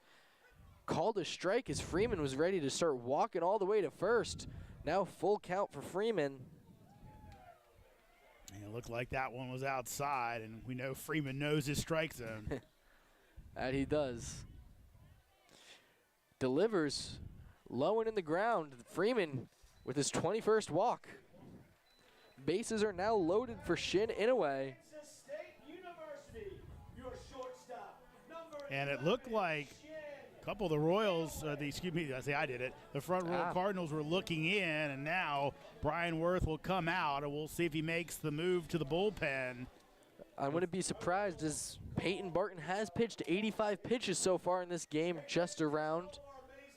You can give or take about 3 on that as if I miss a pitch or something. Again, especially in this situation where Inoue's already shown the pop the last 2 nights. And they will go to the pen. It looks like they'll go to a left-hander, TJ. Well, we will be right back to tell you all about this new pitcher after this short break. Valley League Baseball is back, and the Purcellville Cannons would like to thank their sponsors for the 2024 season. Cannons Baseball is brought to you by The Pub, with locations in both Purcellville and Ashburn, and Catoctin Creek Distillery in the heart of downtown Purcellville. Cannons Baseball is also brought to you by Carrington Homes, Fairfax Coin, Ridge Performance, Valley Drilling, Affinity Hair, Caseco, Lowers Risk Group, Lava Technologies, UPP, T-Mobile, Savage Pest Warfare, and Valley Energy. Thanks again to all the fine sponsors of Purcellville Cannons Baseball, and if you'd like to become a sponsor, find out more at purcellvillecannons.com. Loudoun County, get ready. Your Purcellville Cannons are hosting the annual Valley League All-Star Game at Firemans Field. This year's contest is a 2-day event with the Home Run Derby on Saturday night, followed by the Valley League All-Star Game on Sunday. Also on the docket, a cornhole tournament, a high school home run derby, and the Valley League Hall of Fame induction. It's the Valley League All-Star Game June 29th and 30th at Firemans Field. Welcome back to Fireman's Field, home of your Purcellville Cannons, currently trailing 5-2 against the Cardinals. New pitcher for the Cardinals, Nicholas Melton. Number 20 from New London, North Carolina, stands at 5'9", 195 pounds, lefty pitcher. So far in the campaign in this summer league, has pitched 8.1 innings, has an ERA of 14, allowed 18 hits and 16 runs, most of those being earned. Goes to North Carolina, Asheville.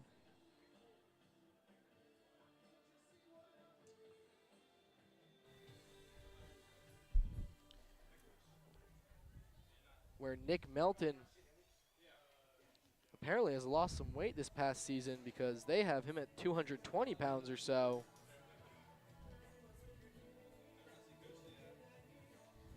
There he has an ERA of 7.29 with 21 innings pitched.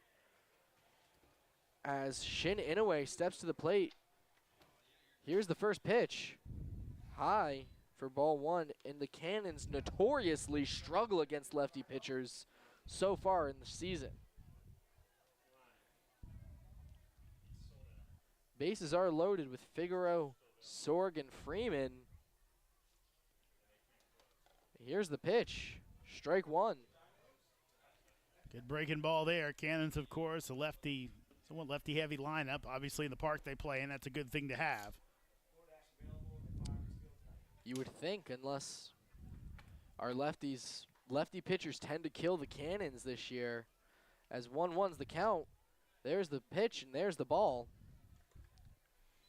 And right now, if you're Shininoue, obviously you'd love to muscle up and hit one out, but you just want to kind of keep the line moving. If he doesn't put one over the plate, take your walk and go ahead and let the Bear have a chance at it. Absolutely. 2-1's the count. There's the pitch. Inside, 3-1.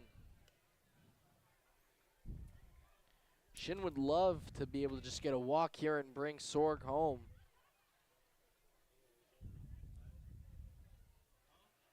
As Melton delivers. Strike. Shin seems to disagree, but makes it a full count. Bases loaded here for Shin Inoue with a full count, 2 outs.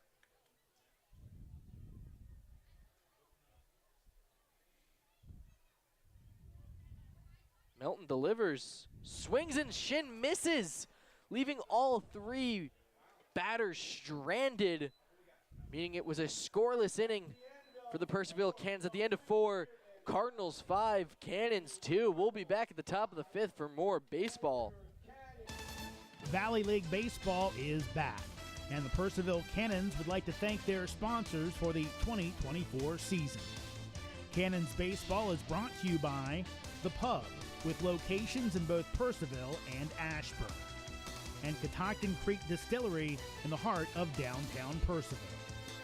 Cannons Baseball is also brought to you by Carrington Homes, Fairfax Coin, Ridge Performance, Valley Drilling, Affinity Hair, Caseco, Lowers Risk Group, Lava Technologies, UPP, T-Mobile, Savage Pest Warfare, and Valley Energy.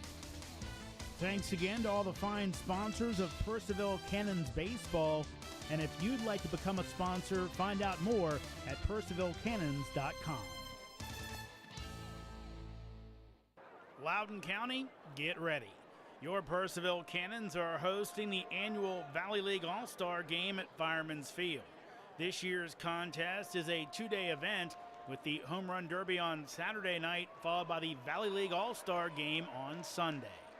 Also on the docket, a cornhole tournament, a high school home run derby, and the Valley League Hall of Fame induction. It's the Valley League All-Star Game June 29th and 30th at Firemans Field. Welcome back to Fireman's Field, home of your Purcellville Cannons, trailing 5-2 against the Cardinals. For your next 2 innings of play-by-play, my partner, Jeremy Huber. Thank you, TJ. As Nick Mullen at the plate will pop this one up. Sorg and McKenzie give chase as it ends up in the stands. Fan had a shot at catching it, and a little girl comes up with it, and she couldn't be happier. And I don't know if she'll be going for the freezy pop or not, whatever we're giving out tonight. Mullen will be followed by Murray and Grant as Austin King remains on the mound. Here's the pitch. That's ripped down the left field line. Could be trouble, but it veers foul as Madliak gave chase, and quickly Mullen down 0-2.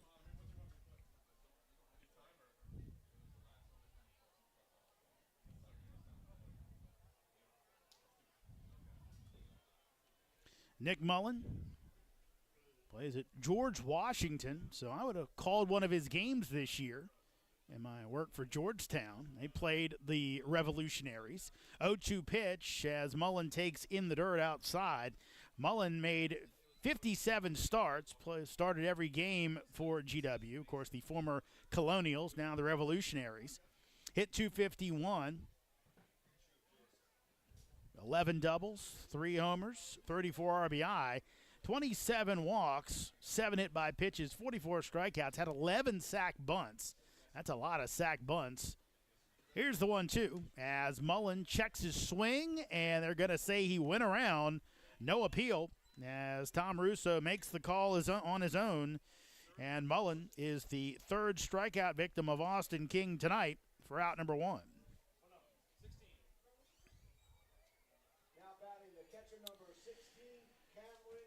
Here's Cameron Murray. Murray out of Western Carolina. Austin King working out of the stretch despite no runners on base. Here's the pitch. That will miss up high for ball 1. Good crowd on hand tonight, especially for a midweek game. Full house on the first base side behind the Cannons dugout. 1-0 pitch. That misses high for ball 2. Filling in on the third base side.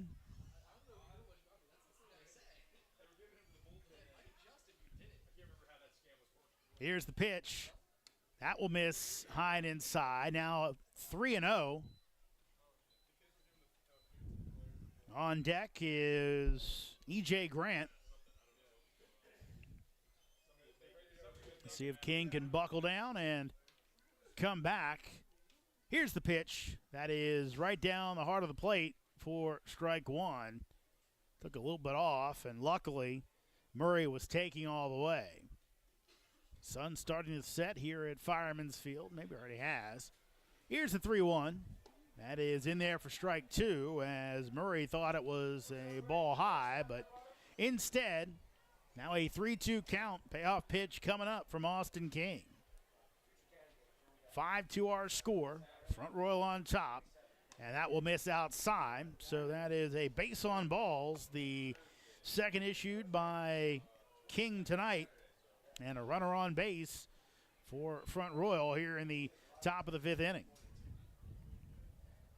Now batting the center fielder, number 28, Elijah Grant. And you'll know third baseman rejoice everywhere as the sun starts to set. The only spot the sun shining on the top of the oak trees in left field. Here's beautiful. the pitch, and bunt is going to be fouled off. Nice idea by Grant, but couldn't get it down. All those guys with speed really got to know how to bunt. I mean, it just really adds to your game because teams just don't have to defend it as much as, say, they did 20, 30 years ago. It's kind of fallen out of favor, but you can really, really help that batting average if you can lay a few down. Here's the 0-1 as Grant will hit it to second base, and going to first, and Sorg able to keep the toe on the bag with the stretch as they retire Grant while Murray moves down to second base with 2 outs. And I don't hate that play by Pack and Sorg there, because let's be clear, if you tried to make the double play, you might have gotten Cameron Murray out, but you weren't getting Elijah Grant with how fast he is. He was getting to first no matter what if you didn't toss it straight to him. Also, it is absolutely crowded, and there's people all the way out in left field and right field on the benches and in their cars just here to watch the Cannons. Devoted fans. Discount tickets for them, so to speak. Here's White, and he'll take the breaking ball in for a strike. Yeah, again, if you get out there and watch the game from the outfield, have a literal tailgate party. I believe my dad's out there right now. Didn't bring the dog this time. Here comes the 0-1 pitch. That is going to get away. Tell you what, you know, how's your cell phone plan? He can put this up here and he can listen to you call the game, you know. That's what put he it on does. Speaker. Yeah, Okay, he has well, it on the through the car radio, I think, actually. But there's a bit of a delay, right? There is, but Yeah, he just wants to know that, you know, it's supportive, you know. Well, that's what I'm it's sweet. saying. You put your cell on your smartphone on, he can hear you that way. You know, you can go ahead and put the speaker on. Exactly. Here's the 1-1, as that'll be bounded to third base, but foul, as Slade picks it up in foul territory, as Murray came on over. Murray dancing off second base, trying to get a big lead with 2 outs. Of course, he'll be off on contact if White can poke one through, try to score that 6th run of the game. Cardinals up 5-2, had a big 3-run inning in the top of the first, as Brody Popple with an RBI double, followed by Kyle Kohler's 2-run homer. Popple actually leads their team in home runs this season. Here comes your 1-2, and that is going to miss high. Count goes 2-2. Full of fun facts. Front Royal would score 1 apiece in the second and third. Cannons with their 2 runs in the 3rd inning on the in-away 2-run homer. Here comes your 2-2. That is popped up on the infield, calling for it, and making the catch is Lincoln Pack for the 3rd out of the inning. Front Royal strands 1. We head to the bottom of the 5th. It's Cardinals 5, Cannons 2. Valley League Baseball is back, and the Purcellville Cannons would like to thank their sponsors for the 2024 season.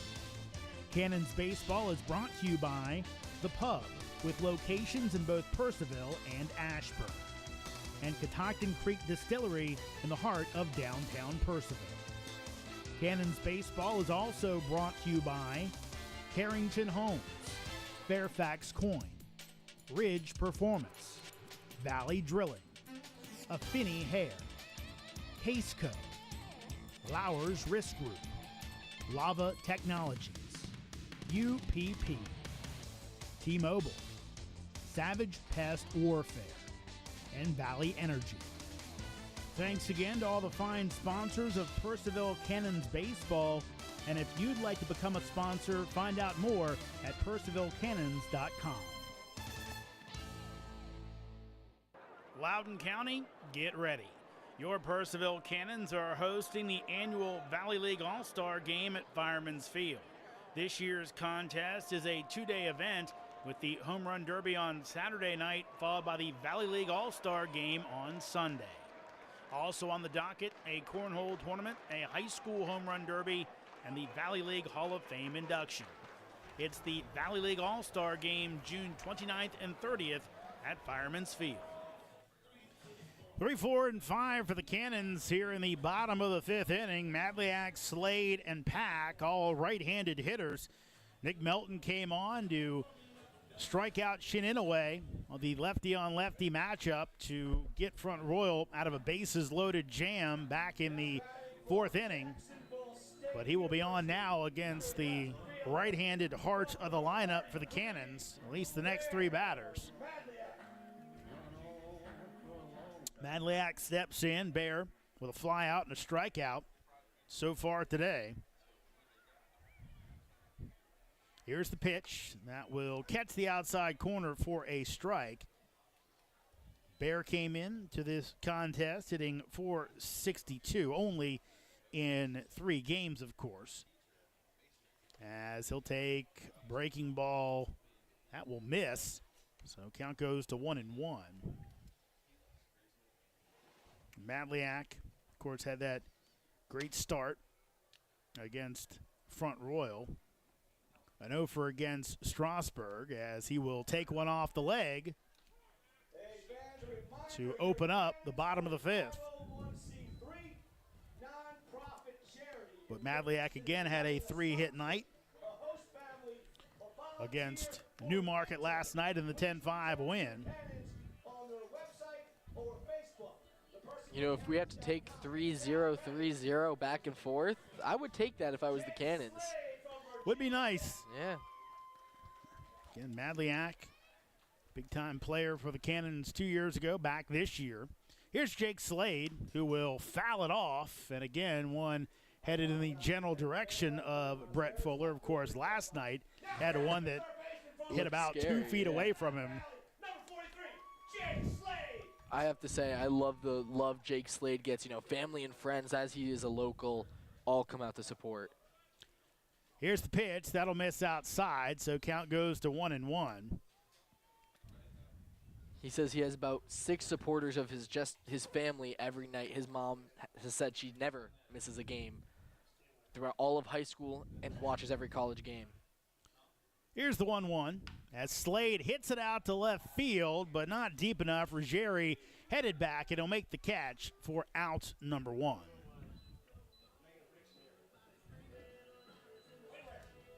First out of the inning, here comes Lincoln Pack. We mentioned Bear Madliak, of course, had a good season as he was a Valley All-Star for the Cannons back in 2022. Played for Upper Valley of the New England Collegiate League last year. A little different story for the Bear. Only 8 games, hit .046 in that league. So back here in the Valley, a little more comfortable as Pack takes a ball outside. Lincoln Pack, a commit to Pensacola State after playing a season at West Virginia, is transferring out. And he said he's excited to play for a fresh team. Here's the 1-0, and that is in for a strike. And continuing bettering himself in baseball and as a person, he said, for the rest of his college career. course, the new coach at West Virginia, Steve Sabins, one-time GM and coach for the Cannons for Brett Fuller. 1-1 is low, so count goes 2-1. Took over for Randy Mazey, just announced his retirement. Actually, it was announced earlier in the season. It was going to be effective at the end of the season as WVU saw their campaign end against North Carolina in a super regional. Great game. Great series. Great, yeah. Here comes your 2-1. That'll miss outside, and Pack has worked the count to 3-1 with Jaquan Smith on deck. So again, last inning, Cannons loaded the bases, could not get any runs in. They'd love to put two guys on here.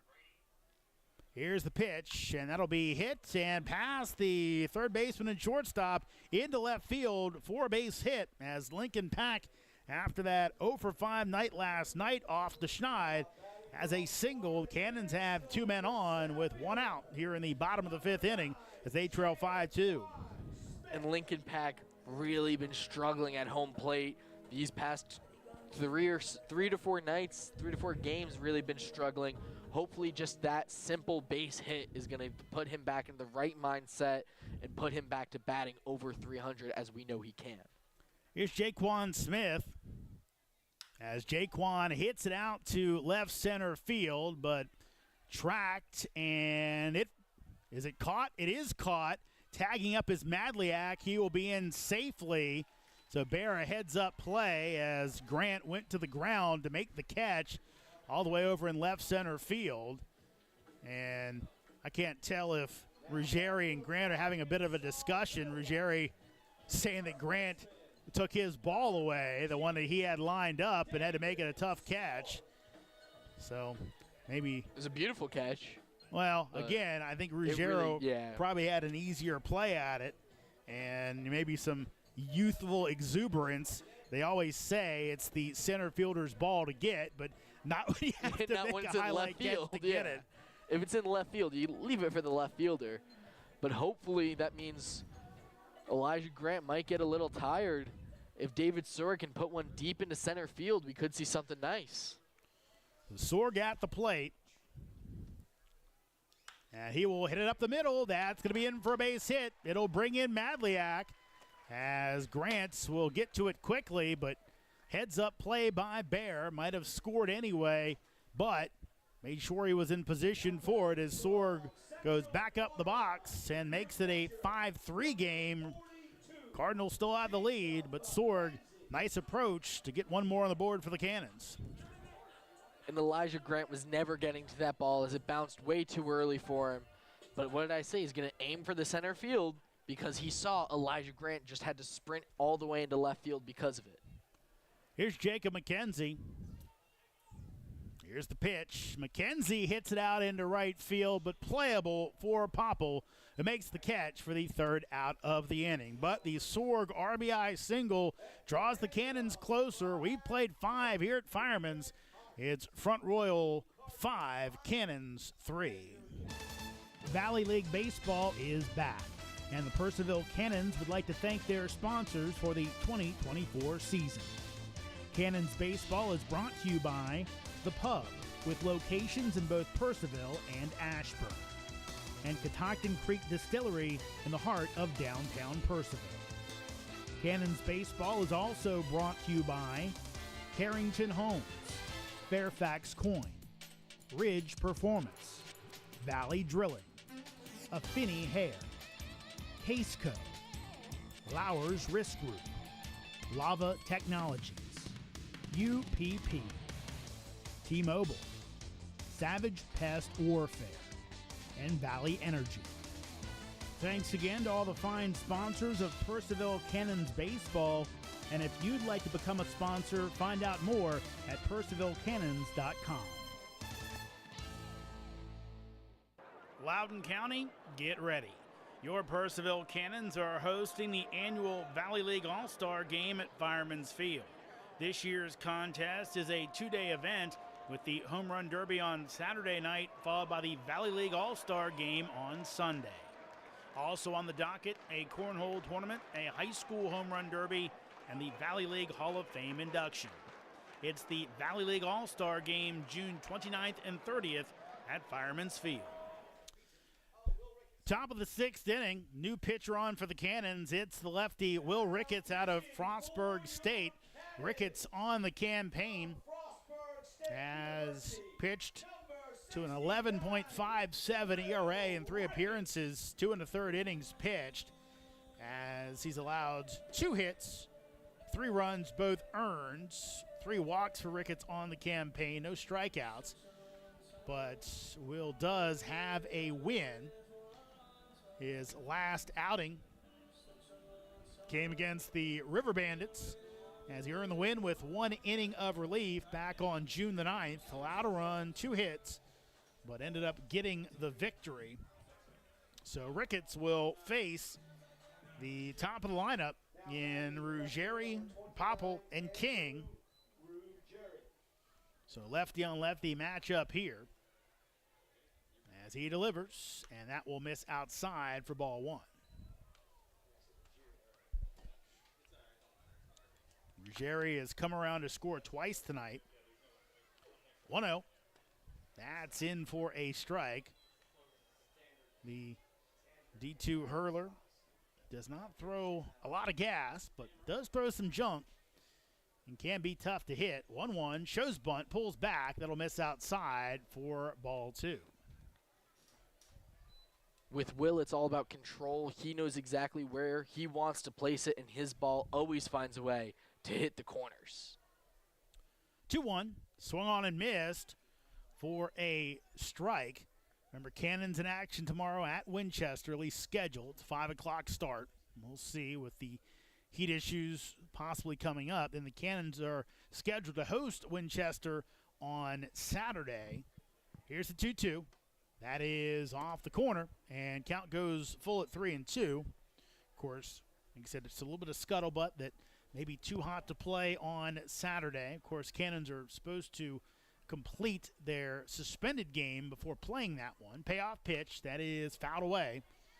So we'll see, maybe with some extra games, extra innings to get through, having to get into that bullpen, given the shot to Ricketts tonight. Cannons will be on the road on Sunday against this Front Royal team. 3-2 pitch, hit out to center field. Smith will range over to his right into left center and make the grab for out number 1. Smith just having a nice little routine play. He got the jump on it. He always seems to get the jump on every play, and whether that be from his speed and we see that it's the jump, or whether it be he really has that intuition and sees exactly the second it cracks off the bat, he reacts. Yeah, getting some good reads out there and making it look easy. Yeah. Here is a ball high to Brody Popple. Radar gun says 64 miles per hour. That one was not fast and did not catch the plate. Here's the 1-0, as this one will be swung at. Again, after seeing a little bit of pop, tough to adjust your sights a little bit against the soft-tossing Will Ricketts. Will head off the back of the mound as that ball was retrieved by Madliak out in the outfield. Tonight, Popple, double, RBI double in the first, and a single in the second. 1-1, shows bunt, pulls back, takes a strike, and was Slade all the way back behind the bag. Again, looks like Front Royal is thinking bunt tonight. Last 2 guys have shown it but pulled it back. 1-2. That will miss inside for a ball as Ricketts will paw at the ground a little bit. You know, we've seen it the last few games here at Firemans, guys having trouble with that landing spot. Here's the 2-2. That'll be fouled off the mask of McKenzie, so Popple able to stay alive.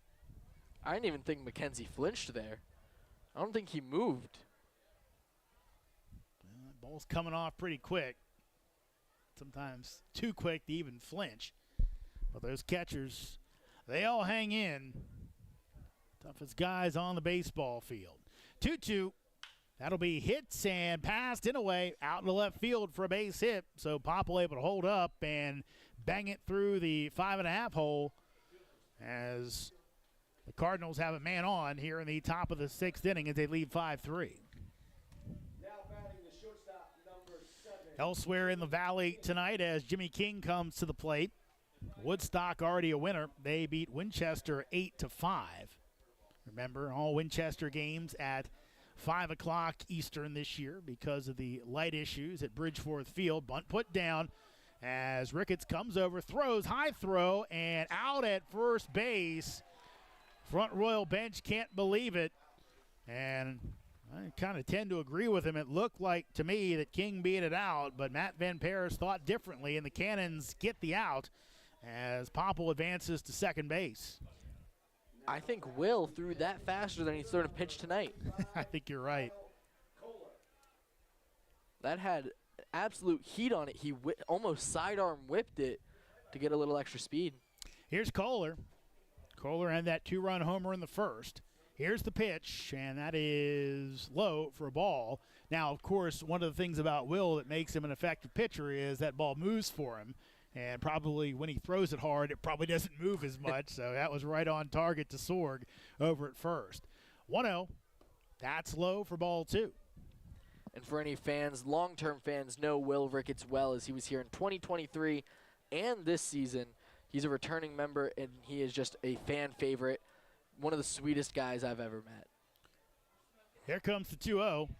That is in there for a strike. Yeah, talking to Brett Fuller a couple nights ago. Kids were happy to see Will Ricketts at one of the appearances. So he's one of the, like you said, Cannons fan favorites. As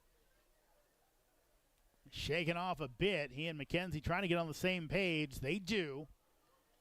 And here comes the 2-1 as the runner goes, swing and throw down and tag. And did he come off the bag? Nobody could see it in the cloud of dust.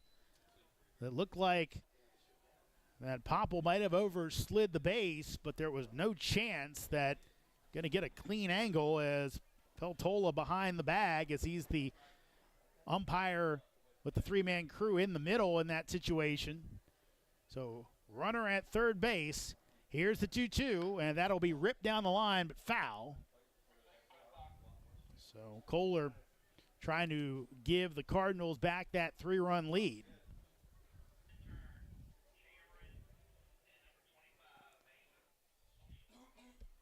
So the stolen base by Popple, and of course got a running lead. Right now Ricketts trying to end this inning. 2-2 again. That is low. And the count will go full at 3-2.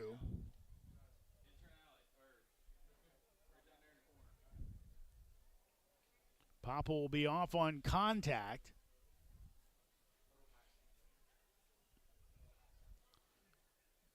Ricketts with a deep breath. Payoff pitch. That is low for ball 4. I'll bring Ruben Livingston to the plate. As now a chance to break this thing open. And quick timeout as head coach Brian Worth will come down and talk to Livingston. I don't think it's a strategy session as the runners aren't coming in. Obviously would want to tip things off, but let's see if this is just a, hey, let's go ahead. Guy doesn't have a lot of velo. Make sure you hold back. Don't overswing and just take the ball where it is. Or whether the Cardinals are cooking up something here with runners at first and third.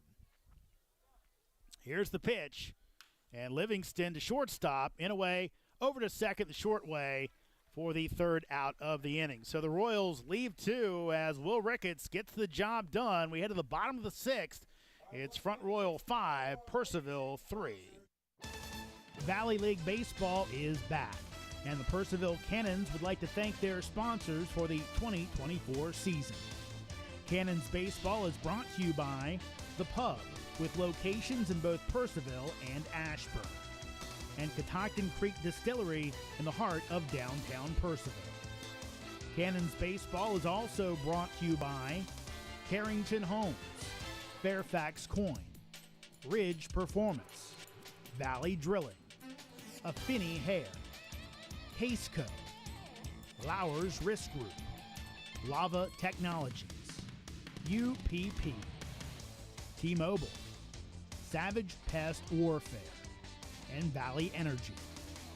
Thanks again to all the fine sponsors of Purceville Cannons Baseball, and if you'd like to become a sponsor, find out more at purcellvillecannons.com.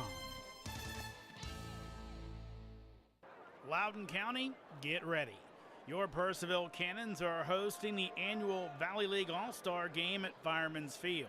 This year's contest is a two-day event with the Home Run Derby on Saturday night, followed by the Valley League All-Star Game on Sunday. Also on the docket, a cornhole tournament, a high school home run derby, and the Valley League Hall of Fame induction. It's the Valley League All-Star Game June 29th and 30th at Firemans Field. The new pitcher on the hill for Front Royal, it's Anthony Magliozzi out of Rowan College, South Jersey, Gloucester. Now, that's a junior college. I know Rowan College, I believe, is Division III. But Magliozzi playing JUCO ball as he is with the Cardinals this year. Magliozzi, 6'4", 230-pound sophomore. Magliozzi hails from Union, New Jersey. On the campaign for the Cardinals, 3 appearances, 1 start, 5 1/3 innings pitched, 0-1 record, 3.37 ERA, 7 strikeouts, and 5 walks. His last appearance came on earlier this week on the 16th of June in a 5-4 win over Woodstock. Magliozzi allowed an earned run, 1 hit, 1 walk, as that was his first appearance in 11 days. So we'll see if he's a little sharper tonight. Saying that, though, his last appearance before that on June 5th actually walked 3 batters, but did strike out 4, allowed 5 hits in a loss against the River Bandits. It'll be Victor Figueroa, the number 9 hitter at DH, followed by Caleb Freeman, Shin Inouye, your scheduled hitters as the Cannons trail by 2, 5-3 here in the bottom of the 6th inning. Here comes the pitch, as that'll be low for ball 1. TJ D'Onofrio, my partner, and I'm Jeremy Huber. Tonight here at Firemans Field. Glad to have you along. We start inching closer to the All-Star Game in the Valley. That's coming up next week. Here's the 1-0 as a big swing and a miss by Figueroa, going for the downs on that one. I'm feeling a short porch appearance here for Victor Figueroa, as he's been trying this whole season to find one. At home, at least, because I know away he had one. 1-1 coming up from Magliozzi. Here it is, as that will catch the inside corner for a strike, and now Figueroa down 1-2.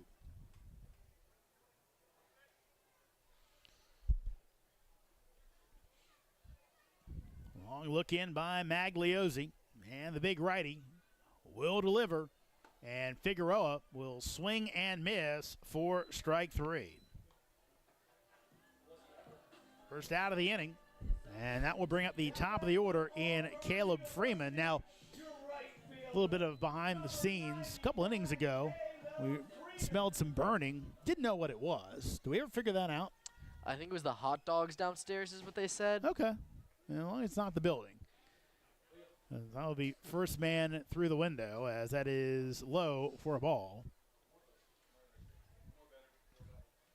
You know, not too bad. I mean, we could climb over the side, drop down. It wouldn't be that big of a drop. We've always been scared Bill Russatella might go over while he's singing the Take Me Out to the Ball Game, but he never has. So might be smart to do today. We don't know how the drop would be, but I think if you hung, you'd be okay.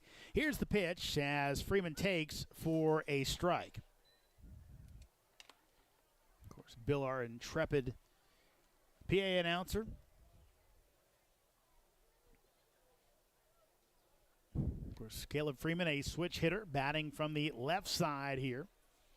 Here's the 0-1, and he will take high for a ball. Tom Russo again behind home plate tonight. Matt Van Paris down at first base. Andrew Peltola is your third base umpire. Cannons trailing by 2, 5-3 here in the bottom of the 6th. Front row trying to extend their 5-game winning streak. Here's the 1-1 as Freeman takes the breaking ball in for strike 2. Cannons, of course, snapped their 4-game losing streak last night with a 10-5 win over Newmarket, as they currently sit a half game back in the Valley League North standings behind Strasburg. Cannons at 9-5, Strasburg at 10-5. Here's the 1-2. That'll miss inside. Count goes 2-2. You know what I like about Caleb Freeman being a little bit of a switch hitter as he is, he has a different stance for each side and a whole different routine on each side to almost say he's a new batter. He's not the same person he is on the right side or the left side of the box. Interesting approach. Been working for him. He's the 2-2, and that'll be out to right center field. Looks like it's going to stay in the park, and it will, right up against the fence. Popple makes the catch as Freeman just got under it, as it could have been a solo homer, instead just a long, loud out. And 2 outs on the board for the Cannons here in the bottom of the 6th. Here's Shin Inoue trying to keep the inning going. Cannons will need a comeback if they want to stay a half game back, barring a bit of a miracle. Strasburg routing Newmarket right now 11-2 in the 6th inning. Oh, my.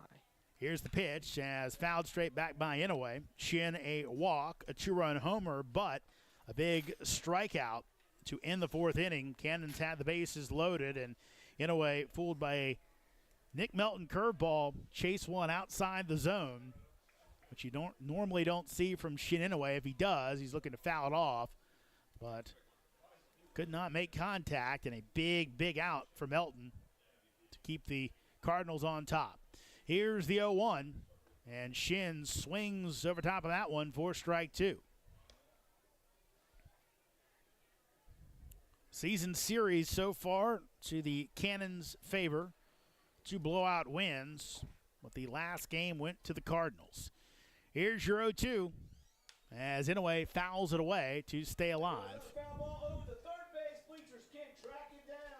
Game 1 back on the 2nd of June. Cannons with a 13-2 win. Then on the 8th, Purceville won 16-1. But last time out, a walk-off 9-8 win for Front Royal.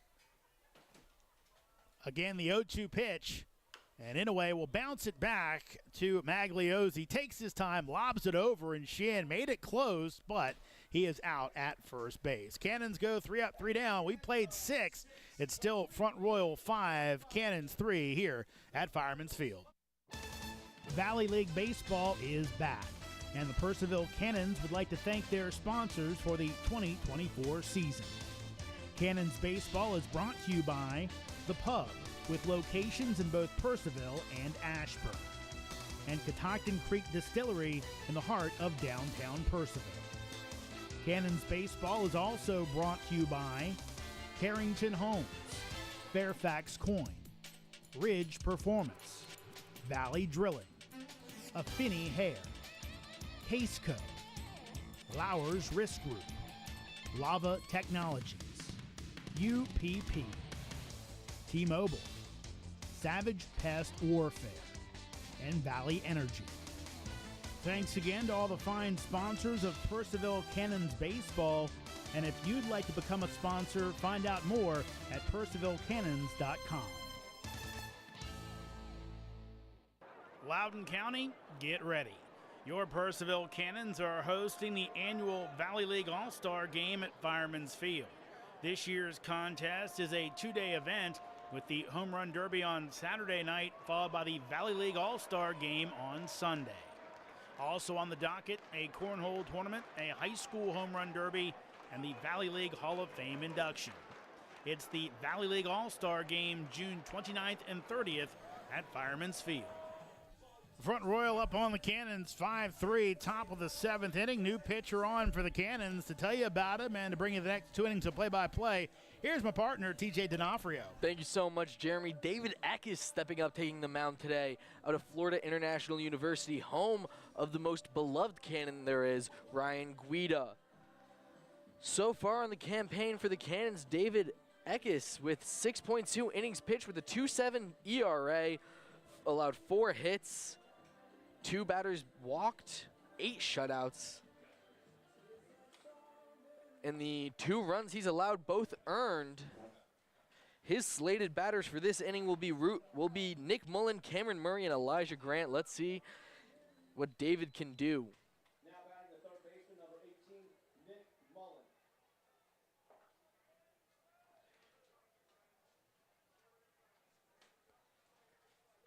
Eckes delivers.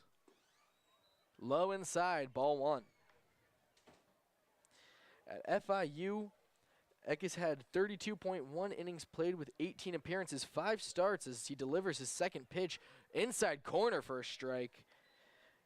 Pitched an ERA of 6.68, allowed just 32 hits and 33 runs. Pitches and way inside for another ball. I think that hit off of his bat. Called a strike, I apologize. He did not hit it off of his bat, hit off inside of the glove. While FIU, like I said, 33 runs allowed, 24 of those earned, as 1-2's the count. Delivers, swings, that's a foul ball behind to keep his at-bat alive.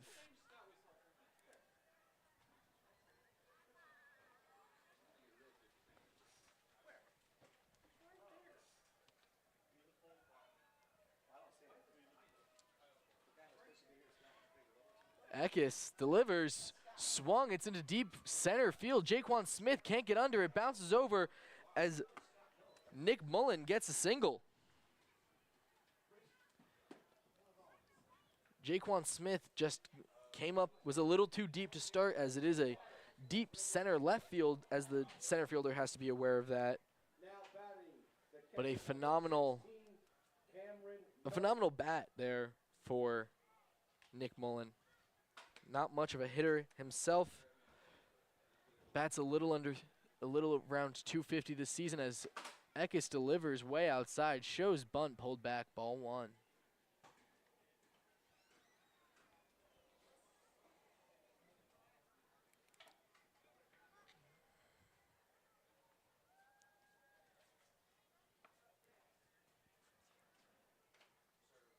Eckes delivers, shows bunt, bunts off. It's looking like it's going to be a sacrifice bunt as Jacob McKenzie gets there, throws over to first, but allows Nick Mullen to get to second.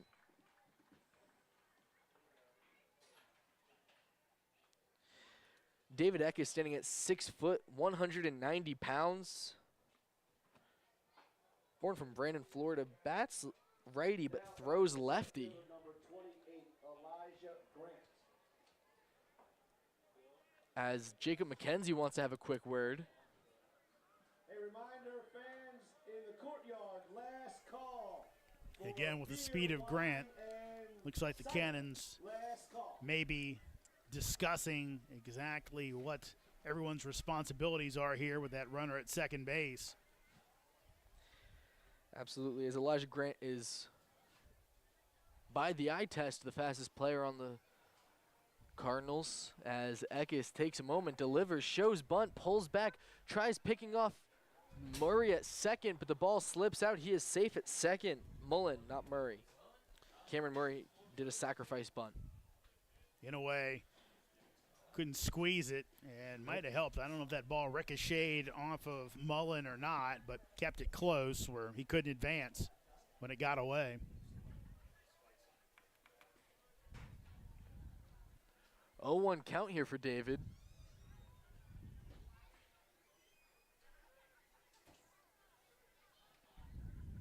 Takes a moment. Needed to collect himself with just 1 out on the board. Cannons looking to potentially make a double play here. As he delivers, shows bunt again. Strike 2 there. Looks like Elijah Grant really wants the bunt.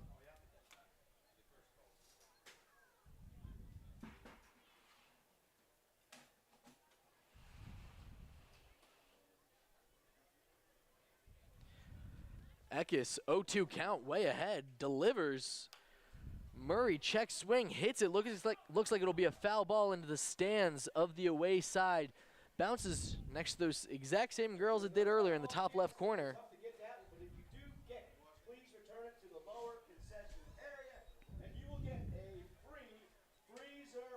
Elijah Grant keeping his at-bat alive with that foul ball.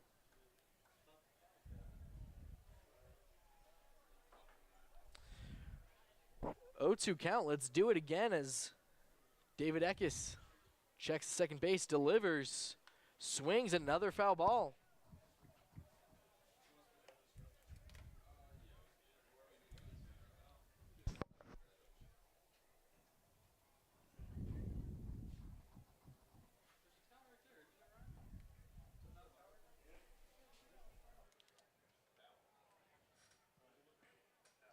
Eckes delivers.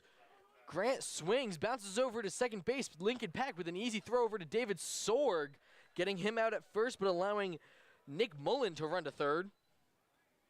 Now a man in scoring position, but there are 2 outs. It'll be hard to do.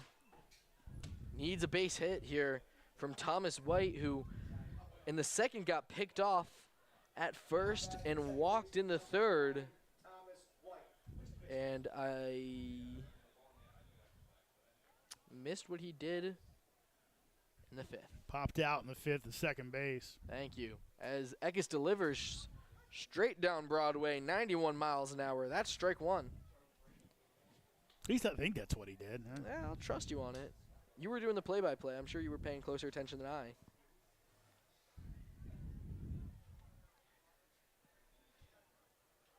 Oh, 1 count, man at third. Eckes delivers, swings. Strike 2.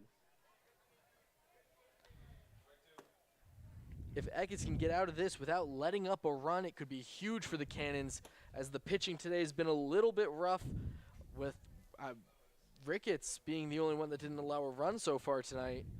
Eckes could join him. As 0-2's the count, delivers way inside, pulled his foot back to deliver a 1-2 count. And right now, if you're Eckes, you'd love to end it right here and face the top of the order, possibly him or another reliever next inning with nobody on base. That would be quite that would be the dream, I think, for him right now. As 1-2, the count, still man on third. Pitches, swings, and he's out. Struck out swinging there for David Eckes to get us out of this inning. Your Cannons are trailing 3-5 as we take you down to the bottom of the 7th. We'll be right back after this short break.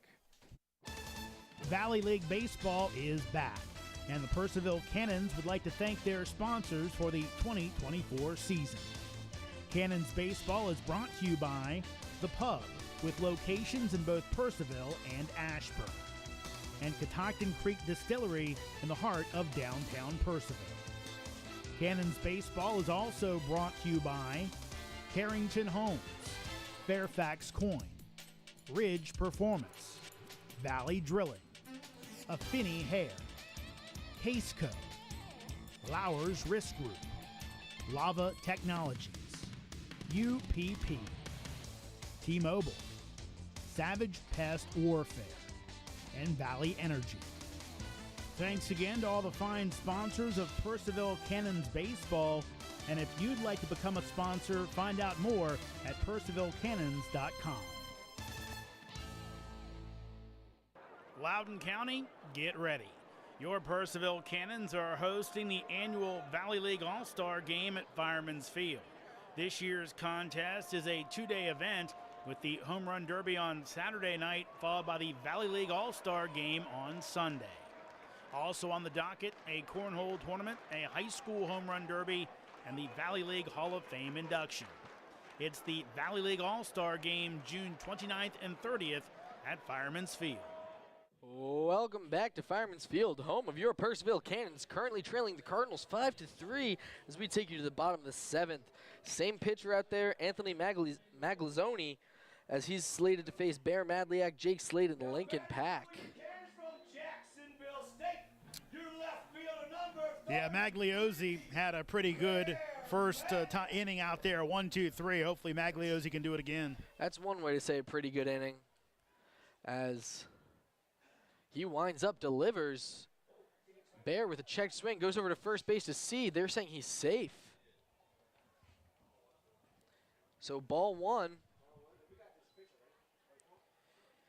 And for those of you listening online, the best hype up there is for the Cannons is Bill's 7th inning stretch, what for most fans seems to be a leisurely take to stretch their legs. Bill takes to hype everybody up. 1-0 the count, delivers inside, 1-1.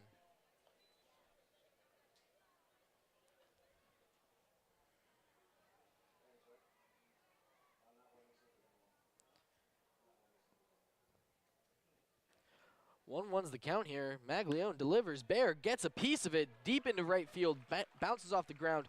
Bear getting a single there. Good piece of Madliak, just hit it where it was, and now Cannons will bring the tying run to the plate with a power hitter and Slade. Though Slade's power's been sapped, as he said. Well, over the last little bit, got a little banged up earlier in the season. Let's see if he can find it here. It was a thumb injury he had earlier. Has one home run on the season as Anthony delivers, ball one. Yeah, Magliozzi with a breaking ball, looked pretty good, but didn't seem to be to Tom Russo's liking behind home plate. As delivers again, way outside, hits the back bumper. Bear is going to easily get a walk-up steal to second, a stand-up steal to second. He could have walked as that ball able to get through as Murray, where it doesn't look like Magliozzi is as on point as he was last inning. Kind of blew through the Cannons lineup now with the single given up. Now a wild pitch and a 2-0 count. And here he takes a moment, delivers inside corner, strike one there. Jake Slade unhappy with the call. To have some action in the bullpen behind Magliozzi, so I don't think they'll leave him out there too long in this 2-run game. 2-1 count. Magliozzi. Anthony delivers way up high, 3-1.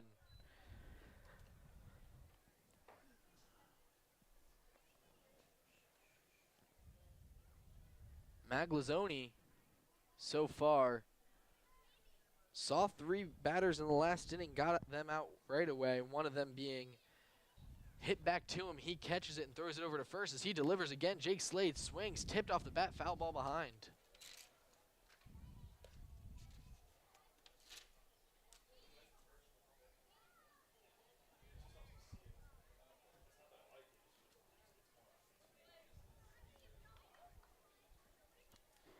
Full count here for Jake Slade.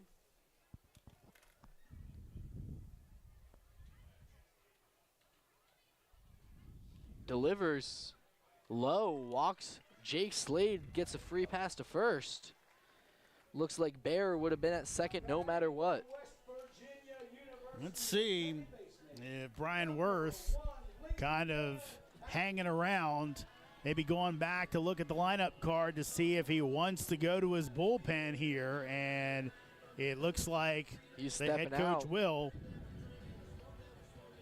We're going to wait till we officially see that it's going to be. He seems to bring the whole infield in as Lincoln Pack awaits in the batter's box. And I think right now he's thinking that Pack will likely be laying down a sacrifice bunt here.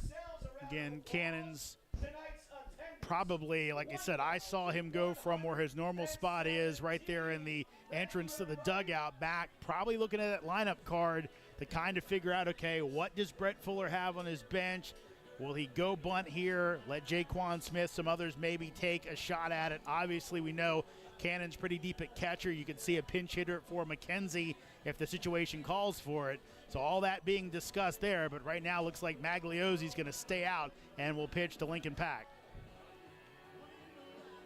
Lincoln Pack so far did get his first hit in the past game. Didn't get a hit all of last night. Gets a hit today in the 5th inning. Gets it out to left field, gets a single, and got stranded on second. As Magliozzi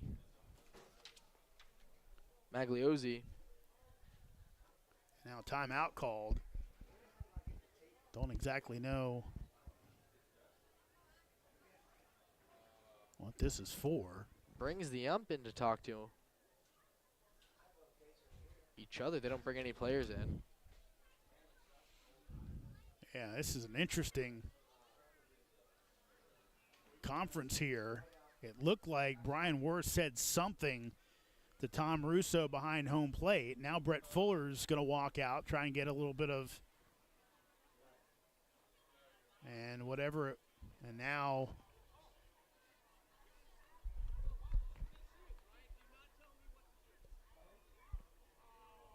so now Russo basically sending Brian Worth back in. I don't know exactly what that was because nothing actually happened. Yeah, I heard them yell, "Don't tell me what to do," and that's all, but hard to know as Magliozzi delivers. There's the bunt. Might not be a sacrifice after all as Pack gets over to first. Oh, just barely out at first, but it means that Bear and Slade advance to first, to second and third. Pack almost getting there to first. That's a really good bunt and a heck of a play by Magliozzi. He had to barehand it, only chance he had, and he gets Pack by half a step. Cannons, though, do have the tying runs in scoring position. As Jaquan Smith steps up to the plate. Today got a fly ball into deep left field.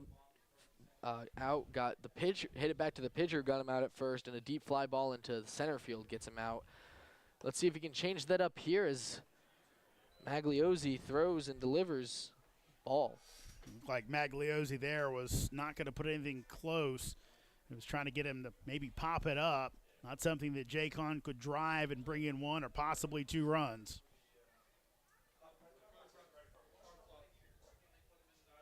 Delivers. Jaquan Smith hits it, gets over to the shortstop, throws it over to third, throws it over to first to get him out.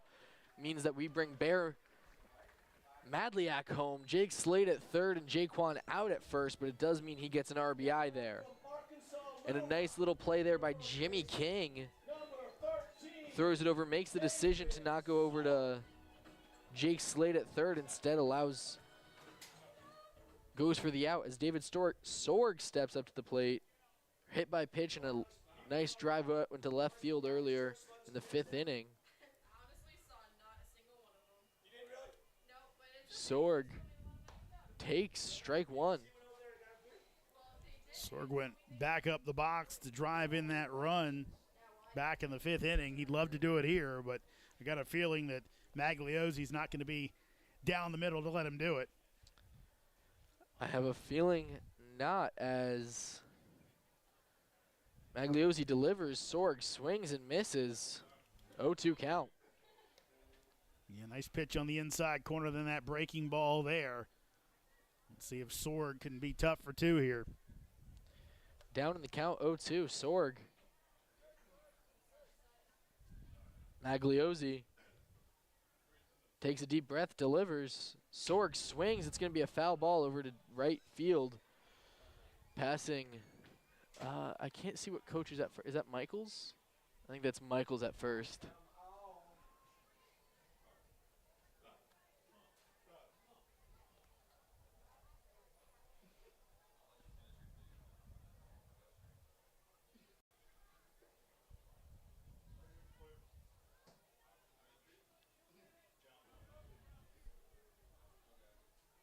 Magliozzi, 0-2 count again. We'll see it again. Delivers. Slade swings. It's going in deep center field.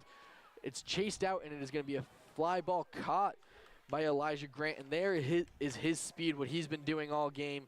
That makes your score 5-4. Cardinals beating the Cannons, as we will take you to the top of the 8th. Valley League Baseball is back, and the Purcellville Cannons would like to thank their sponsors for the 2024 season. Cannons Baseball is brought to you by The Pub, with locations in both Purcellville and Ashburn, and Catoctin Creek Distillery in the heart of downtown Purcellville. Cannons Baseball is also brought to you by Carrington Homes, Fairfax Coin, Ridge Performance, Valley Drilling, Affinity Hair, Caseco, Lowers Risk Group, Lava Technologies, UPP, T-Mobile, Savage Pest Warfare, and Valley Energy. Thanks again to all the fine sponsors of Purcellville Cannons Baseball, and if you'd like to become a sponsor, find out more at purcellvillecannons.com. Loudoun County, get ready. Your Purcellville Cannons are hosting the annual Valley League All-Star Game at Firemans Field. This year's contest is a two-day event with the Home Run Derby on Saturday night, followed by the Valley League All-Star Game on Sunday.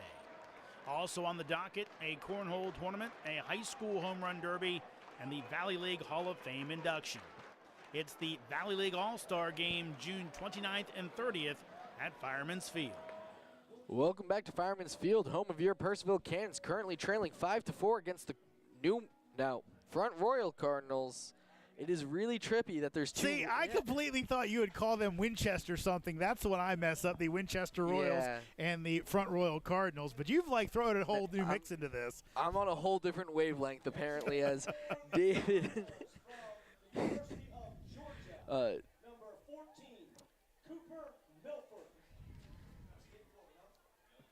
Cooper Milford. Yeah, looks like we may have a pinch hitter. Yep. Yeah. Cooper Milford now pinch hitting here. Ruggieri. For Ruggieri, which surprising as David Ekris throws one, strike one. Delivers again, way outside, ball one. Rarely do you see a leadoff hitter get pinch hit for. And it didn't look like there were any injury-type situations there. As delivers again, up high. 2-1's the count. A little bit about Cooper Milford. He is a pitcher as well. Only pitched one inning so far this season, as delivers again. Tips off the bat, that's another strike. 2-2's the count.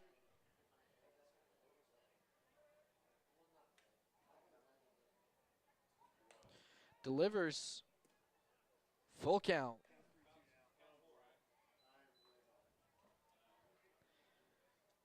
Milford out of Cumming, Georgia, plays at University of Georgia. Outfielder stands at 6 foot, 178 pounds, bats right, throws right, as delivers, swings, and that's a strikeout swinging here for David again. Coming in hot in this inning, as we'll still see Brody Popel will continue to stay in the game. I'm guessing there might have been an issue there with Elijah Grant and Andrew Ruggieri, and it might have meant that there's a new lineup with Cooper Milford now coming in. As delivers, strike one.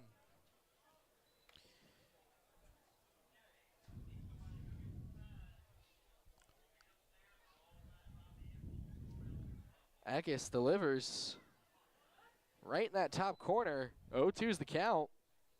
Yeah, weird change. Again, normally you don't see a leadoff hitter get pinch hit for, especially one who's not really struggling today per se, but who knows? Hit by pitch, a walk.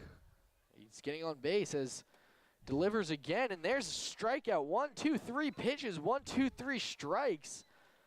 Gonna see a whole new batter. Jimmy King steps to the plate, the shortstop. Third straight strikeout for Eckes. Eckes has got to be feeling good as he delivers this pitch, swings and a miss, and Jimmy King misses. I can't believe I'm still upset that I missed the Austin King. It was right there in front of my face.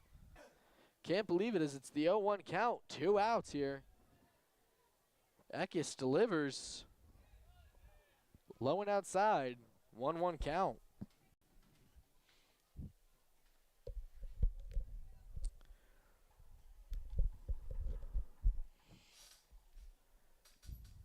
Eckes pitches, swung, missed. There's the 1-2. Hits 93 miles an hour on that fastball. Yeah, Eckes bringing it. He's in a groove now. Gave it that leadoff single to Mullen in the 7th, but since then, he's pretty much been nails. 1-2 count. Chance to put him away, and he does as Eckes gets him swinging, which means there's 1-2-3 batters seen, 1-2-3 batters gone in this inning. We will be right back as your Cannons trail 5-4 against the Cardinals. We'll be back at the bottom of the 8th. Valley League Baseball is back, and the Purcellville Cannons would like to thank their sponsors for the 2024 season. Cannons Baseball is brought to you by The Pub, with locations in both Purcellville and Ashburn, and Catoctin Creek Distillery in the heart of downtown Purcellville. Cannons Baseball is also brought to you by Carrington Homes, Fairfax Coin, Ridge Performance, Valley Drilling, Affinity Hair, Caseco, Lowers Risk Group, Lava Technologies, UPP, T-Mobile, Savage Pest Warfare, and Valley Energy. Thanks again to all the fine sponsors of Purcellville Cannons Baseball, and if you'd like to become a sponsor, find out more at purcellvillecannons.com. Loudoun County, get ready. Your Purcellville Cannons are hosting the annual Valley League All-Star Game at Firemans Field. This year's contest is a 2-day event with the Home Run Derby on Saturday night, followed by the Valley League All-Star Game on Sunday. Also on the docket, a cornhole tournament, a high school home run derby, and the Valley League Hall of Fame induction. It's the Valley League All-Star Game June 29th and 30th at Firemans Field. Welcome back to Fireman's Field, home of your Purcellville Cannons, currently trailing 5-4 against the Cardinals. We have a couple of changes for the Cardinals in the field. Now pitching is Sabian Rivera out of Hartford Community College, has a ERA of 6.89 so far in the campaign, 15.2 innings pitched, has allowed 14 hits, 0 wins, 2 losses. In left field, we have Chandler Ketchup out of Long Island University from Mableton, Georgia, as Jacob McKenzie will step to the plate against Sabian Rivera.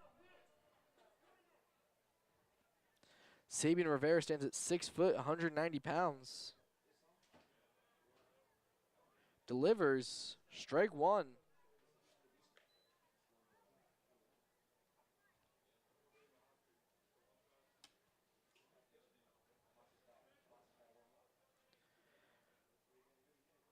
Rivera delivers, swung, McKenzie tipped it, foul ball miss.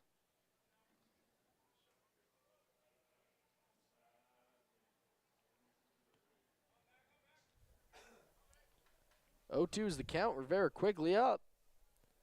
Let's see if he can put it away. Swings, foul ball. Did McKenzie break his bat there? No, I think he fouled it off his knee, and he's just kind of walking it off because it hurts. Yeah, he has a little bit of a limp there now. You're right. I don't even want to think about how that would feel. That would hurt. But the slated batters here for Sabian Rivera is Jacob McKenzie, Victor Figueroa, and Caleb Freeman.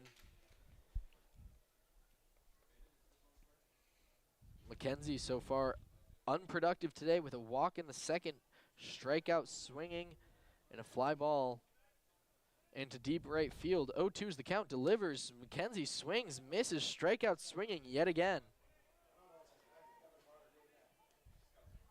Not really what you're expecting from Jacob McKenzie. Your designated hitter, number 15, Victor Figueroa. Victor Figueroa steps to the plate.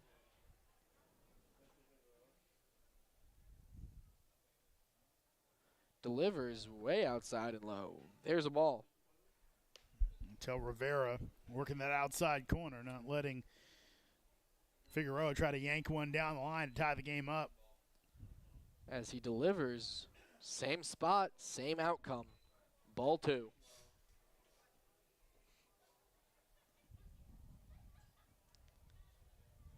Figueroa stands at 6'5", 245 pounds.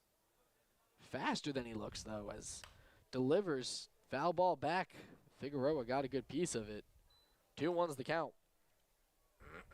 And that's one where you're kind of sitting 2-0 count, looking for a spot, dead red, unload on it. Instead, fouled it off. As he delivers way outside. 3-1's the count for Figueroa. Right now, 3-1. Let's see what you'd have to think Front Royal going to pitch him carefully here. As they're about to go back up to the start of the line. Delivers. Figueroa gets a good piece of it. It's flying out to left field. Looks like it will be no trouble for the new left fielder as he catches it easily out there. Mr. Chandler Ketchup. From Auburn University, your right fielder, number 9. Caleb Freeman stepping to the plate with 2 outs so far. It's big for Rivera there to get that out. Looked like he might be putting the tying run on base, instead able to get him out. Freeman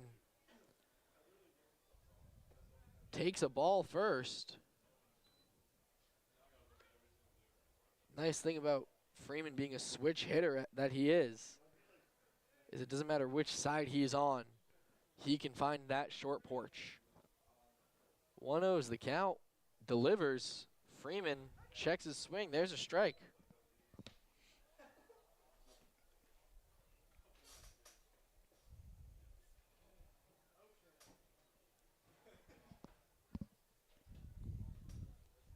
Rivera delivers. Freeman takes a strike again.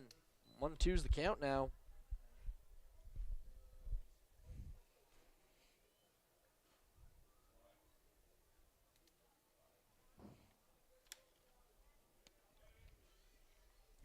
Delivers. Freeman gets struck out looking, I believe, could not believe it. Looks back at the home plate ump and says, "Are you kidding me?" Tom Russo takes none of it and walks away. That's the end of 8. Cardinals 5, Cannons 4. We'll be back to bring you the 9th inning. Valley League Baseball is back, and the Purcellville Cannons would like to thank their sponsors for the 2024 season. Cannons Baseball is brought to you by The Pub, with locations in both Purcellville and Ashburn, and Catoctin Creek Distillery in the heart of downtown Purcellville. Cannons Baseball is also brought to you by Carrington Homes, Fairfax Coin, Ridge Performance, Valley Drilling, Affinity Hair, Case Co, Lowers Risk Group, Lava Technologies, UPP, T-Mobile, Savage Pest Warfare, and Valley Energy. Thanks again to all the fine sponsors of Purcellville Cannons Baseball. And if you'd like to become a sponsor, find out more at purcellvillecannons.com. Loudoun County, get ready. Your Purcellville Cannons are hosting the annual Valley League All-Star Game at Firemans Field. This year's contest is a 2-day event with the Home Run Derby on Saturday night, followed by the Valley League All-Star Game on Sunday. Also on the docket, a cornhole tournament, a high school home run derby, and the Valley League Hall of Fame induction. It's the Valley League All-Star Game June 29th and 30th at Firemans Field. Welcome back to Fireman's Field, home of the Purcellville Cannons, where the Cardinals are leading 5-4 with a new pitcher and a new inning. Here to tell you all about it in the next inning of play-by-play, my partner, Jeremy Huber. Thank you much, TJ. It's Mauricio Mo Rodriguez on the hill for the Cannons. Joined them a bit late. Kind of one of the guys in the late inning role for the Cannons, the junior out of Revere, Massachusetts, 6'2", 225 pounds. Mo spending time last of Rice, though in the transfer portal, previously at Calhoun Community College, and spent his freshman year at Georgetown University. So Mo will try to hold down Front Royal, as he'll see 4, 5, and 6, Kohler, Livingston, and Mullen, your scheduled hitters, as he tries to keep this a one-run game with the Cannons' meat of their order in Inouye, Madliak, and Slade, the scheduled batters in the bottom of the 9th inning. Kohler so far tonight, 2-run homer in the first, RBI walk in the second, then a single in the fourth, walked in the sixth, was retired on the fielder's choice as Rodriguez misses up high for a ball. Mo this past season at Rice pitched to an 8.07 ERA and 14 appearances, 1 start. Here's the pitch. That will miss up high. Count goes 2-0. 1-1 record for Mo this year. 35 2/3 innings pitched. The opponent's batters hit 287 against him. 11 walks, 46 strikeouts for Rodriguez. 2-0 pitch. That is going to miss. And now Mo is down 3-0. On the campaign for Rodriguez here in the Valley, 2 appearances, both in relief, 0.00 ERA, as he will catch the plate that time for strike 1. 2 hits allowed, 2 walks, 8 strikeouts, 1 save for Rodriguez. 3-1. That swung on and missed for strike 2. Rodriguez right now sitting around 94 miles an hour. Really got some heat on that arm. Mo has definitely improved his control over the years. Here's the 3-2 pitch. That is low for ball 4. That's going to be strike 3. Wow, threw the bat away and everything, but rung up by Tom Russo for out number 1. So a strikeout looking, and the 5th straight batter for Front Royal to strike out. As that'll bring up Ruben Livingston to the plate. Rodriguez deals and swung on a miss for strike 1. McKenzie even threw it over to first base there for the walk, just getting ready to toss it around in case he got a tip of it or anything, or ready to toss it around the outfield. Usually throws a third after a strikeout. I think everyone was a little surprised at that call. Here's the 0-1. That is low for ball 1. Evens up the count at 1-1. And talked about Mo possibly headed to his 4th school. 2 really good academic ones in Georgetown and Rice, of course. Here's the 1-1. That'll miss outside. And there's 46 strikeouts on his season this year, a career best.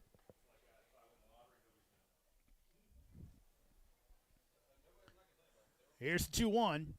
That'll be popped up on the infield, actually over here by the dugout, and McKenzie can't make the catch as he thought it was headed out of play, while Slade had a better read on it. He came sprinting over the whole time. I think if McKenzie had gotten a little closer, he would have made that catch, but at the last second realized it was going to be in fair territory and had trouble finding the dugout and the fence at the same time, and it fell in, a foul. So a 2-2 count. Here's the pitch, and that is going to be rung up, as on the appeal, Matt Van Paris said he went around, and Livingston, a strikeout victim, the 6th straight strikeout for Front Royal. But, of course, they have a 1-run lead, so not ideal, but not the worst thing in the world, as here comes Nick Mullen. Here's the pitch, as Rodriguez misses high for ball 1. Mo only made 2 appearances in his freshman year at Georgetown. Here's the 1-0. That's fouled off. Played football and wrestled in high school as well. See a lot of wrestlers / baseball players, you know? I don't know what the correlation is between there. I would think just those guys get banged around so much on their shoulders and things, you wouldn't want to do that, especially if you're a pitcher. Yeah. Here's the 1-1.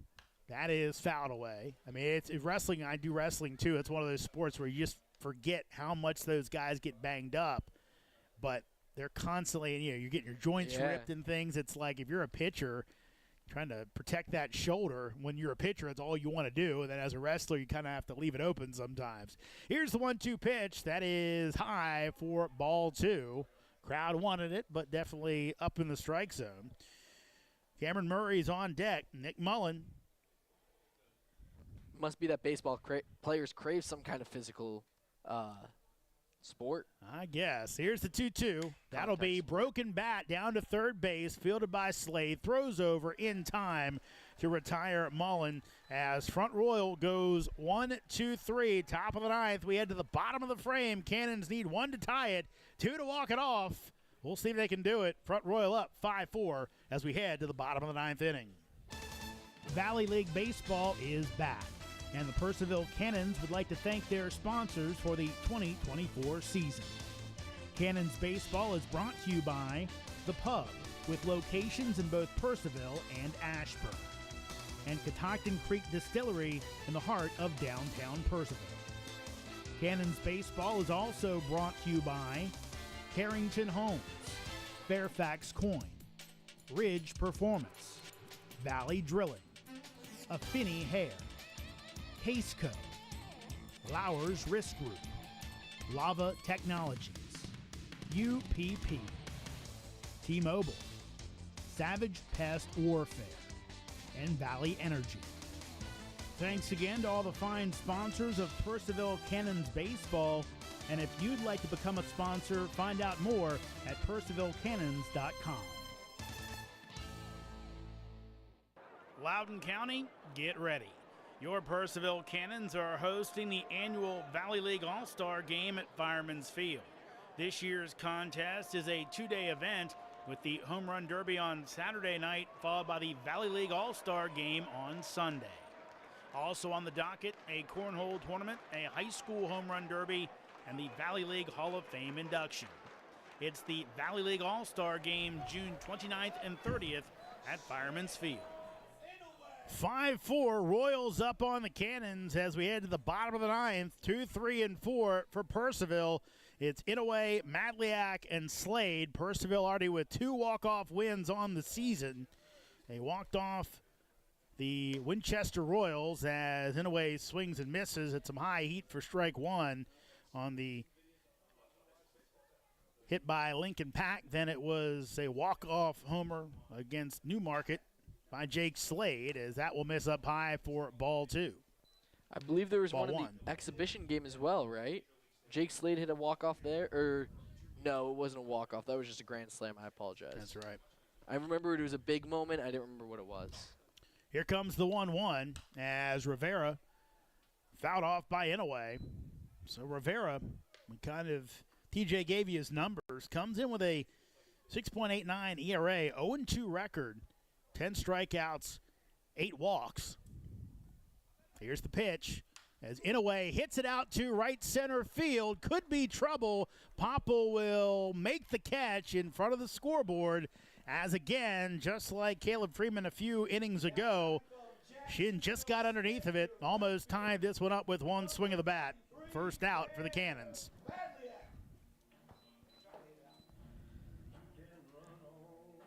And, if I'm the Cannons, this is exactly who I wanted up. Maybe Freeman was the other person, but Shin Inouye, Bear Madliak, and Jake Slade are the 3 batters that I would want to see most. Here's the pitch, and Madliak takes high for ball 1. Bear on base twice tonight, was hit by a pitch in the 5th, came around to score. Also scored in the 7th after a leadoff single. Here's your 1-0 as Madliak chasing one out of the zone for strike 1. If he had gotten a little piece of that even, I think that could have been gone the way he swung that bat. That rotation was... 1-1. Madliak takes low for a ball. The rotation was lethal, is what I was about to say. Chris Campanella leads Front Royal in saves with 2, but walks a lot of batters, so they're staying with Rivera here. 2-1, and Madliak swings through that one for strike 2, and now count Even up at 2-2, Jake Slade on deck. Hoping Madliak can find his way on. Rivera comes set and delivers. And Madliak swings and misses for strike 3. Great pitch by Rivera on the outside corner. And now the Cannons down to their last out. That felt like Madliak saw that it was a strike and just swung way too late because he was just trying to get a piece of it to foul it off, but just started his swing way too late. So Jake Slade stands in. Talked about it before, had the walk-off homer against Newmarket. Right now, just trying to find his way on base to keep this one alive as Rivera catches the outside corner for strike 1. Cannons have not scored, had a run in the 7th, didn't score in the 8th. Here's the pitch, and swung on and missed for strike 2, and now the Cannons are down to their last strike. As Jake Slade takes a quick timeout, looks at that bat, and will stand back in. Rivera, already with 3 strikeouts, would love to make it 4 to close this one out. Here's the pitch, and Slade takes inside for a ball.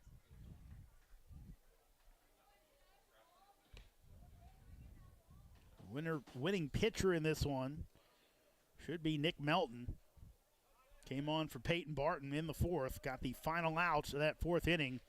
Got the Cardinals out of the bases loaded jam. 1-2. And that is ripped and over the glove of the lunging King as the Cannons stay alive. Jake Slade with a big 2-out single to keep this one going. Now batting from West Virginia University. Keeping Pack in. Baseman number 1. No pinch hitter here for Pack. And no pinch runner either for Jake Slade. So we'll see if, don't know how Rivera is holding runners on. Haven't seen it yet. That's right. He has not had a base runner on. Slade the first. His Pack, broken bat, gets through, could be trouble. Throw over and a nice play by White on the broken bat dribbler, missed by Rivera.